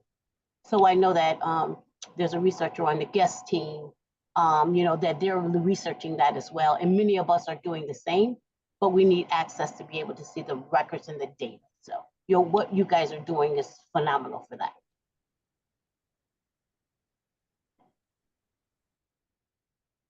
Kelly or Jeff, do you know where they would turn on the Alabama front? I mean, within the Maryland collection. I don't know the Maryland collection or that's at Georgetown. Beyond Spring Hill College for Yeah. And there's a small collection at the Jesuit Archives on Spring Hill, and I'm not sure what remains in Maryland. Yeah, we have a small location file right on Spring Hill, and I too have visited Spring Hill, and there's more there than they might know or might give themselves credit for, but I don't think it has adequate finding aids and arrangement and description. But I don't, other than Spring Hill, I don't know where. And I'll give you an example that I'm researching right now. So in Newtown, there was the family Green and or Greenleaf, spelled Green L-E-A-F, Green L-I-E-F. And so the question is, who was the slaveholder that owned the family, so that I can see where to find those records to figure out, says why did they take the name Green, even when they went to Louisiana. Right. I think we lost. And yeah, thank you. I'm sorry, I muted myself by mistake. I'm sorry. So my question was, where is Greenleaf coming from if the family took the name Green when they went to Louisiana? And so me being able to find the records. So I see where you guys have made that available, but I don't know the owner of Greenleaf, so where they came from to connect them to the Jesuits or the non-Jesuit owners. So it's having that next level of information would be helpful. And that's where I think it's so important that we all come together in doing this work, because we all have bits and pieces to the story. Like, I know that the Jesuit Archives probably doesn't have the specific piece of information you're looking for, but it might be out there somewhere, and maybe others on this call have already found it. And that, there are collections all across the country and oral testimony that are needed to bring all this together. So my hope is that this can be shared in a way that interlinks everything that's available across institutions and what folks have researched on their own or have in their own family stories.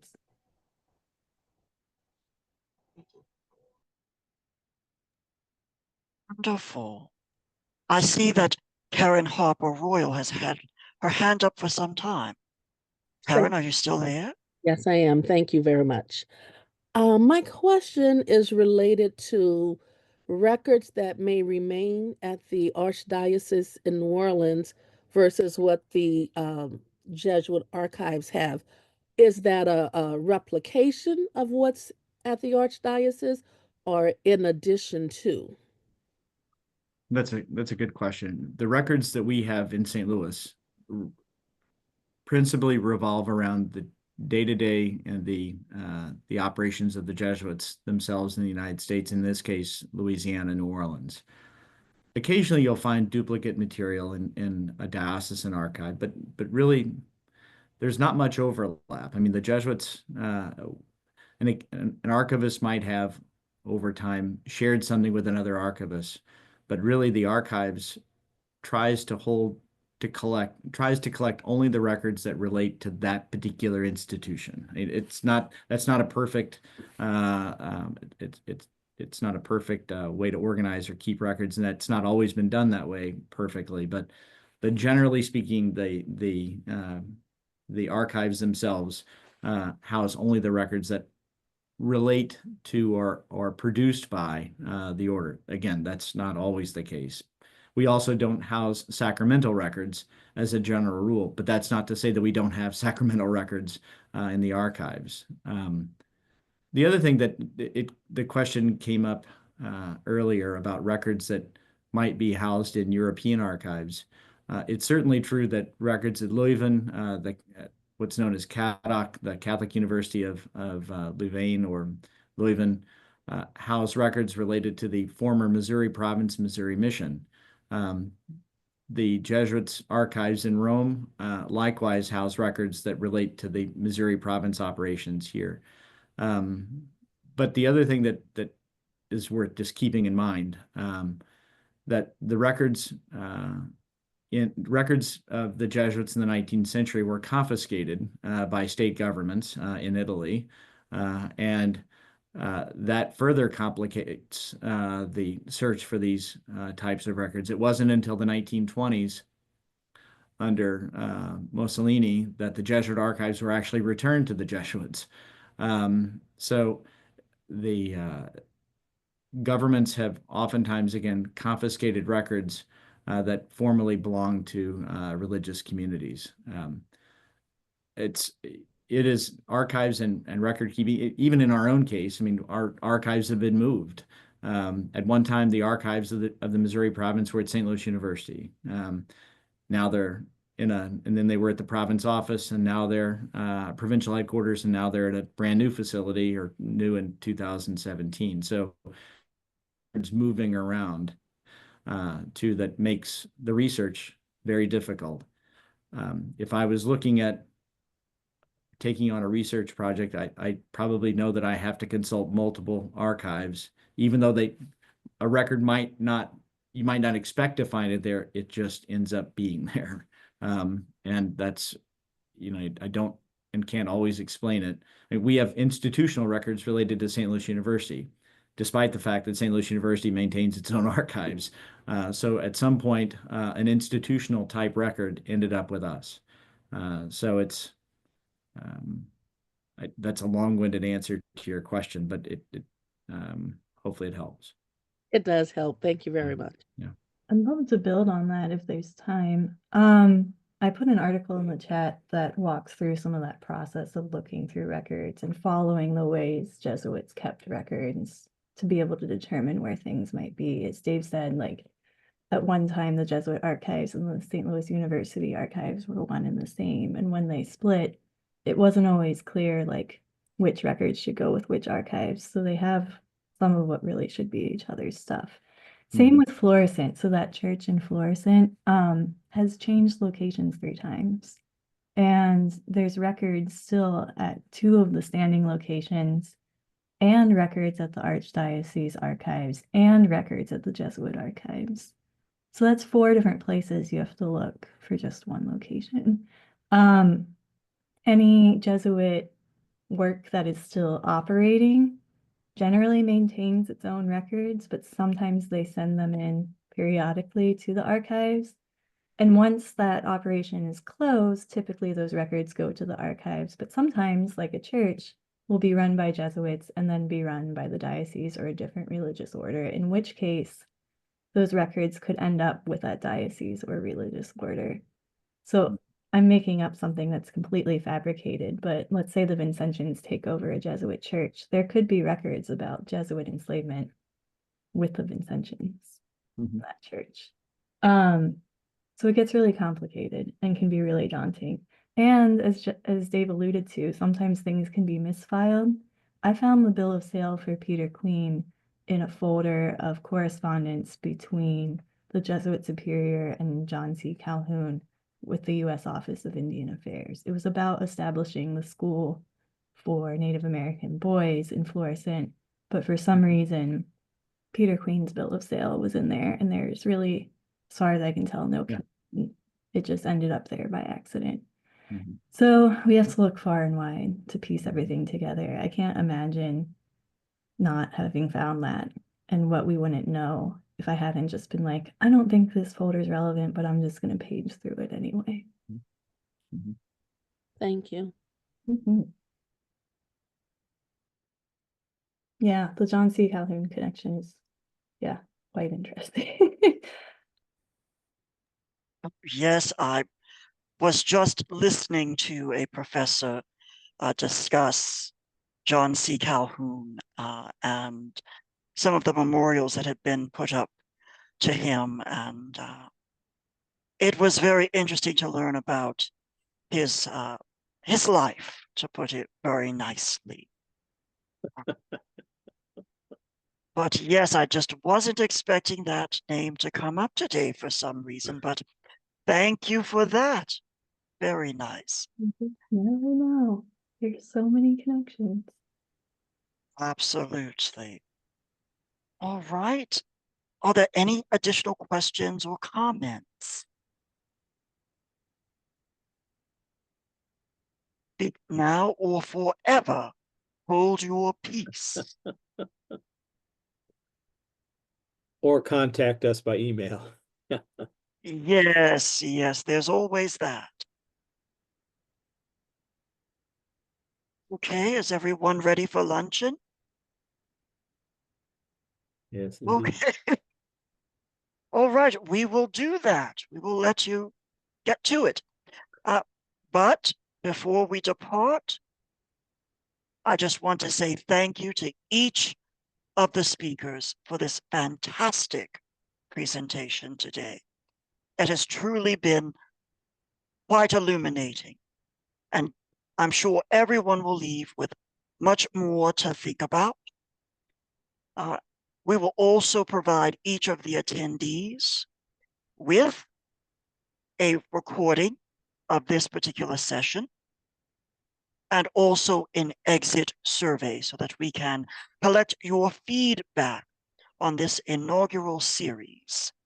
And we want to thank each and every one of you who are here today for your attention, your support, and also for sharing this amazing knowledge that everyone brought to the table. As was said earlier, this is very much like a jigsaw puzzle. We all have different pieces, and we have to assemble them to get the full picture. All right. So without further ado, I want to let you go so that you can enjoy the rest of this super Saturday. And we hope to see you next week, same time, same place, for a bursting day of DNA. Thank you ever so much. Thank you all. Thank you. It's wonderful to be with you today. Yes. Shannon? Thank you, everyone. Shannon? Yes. If we weren't online last week, can we also get access to the recording for last week? Yes, those are recorded and are actually on our YouTube channel for anyone to watch at any time. Oh, okay. Thank you. Not a problem at all. And once again, thank you for joining us.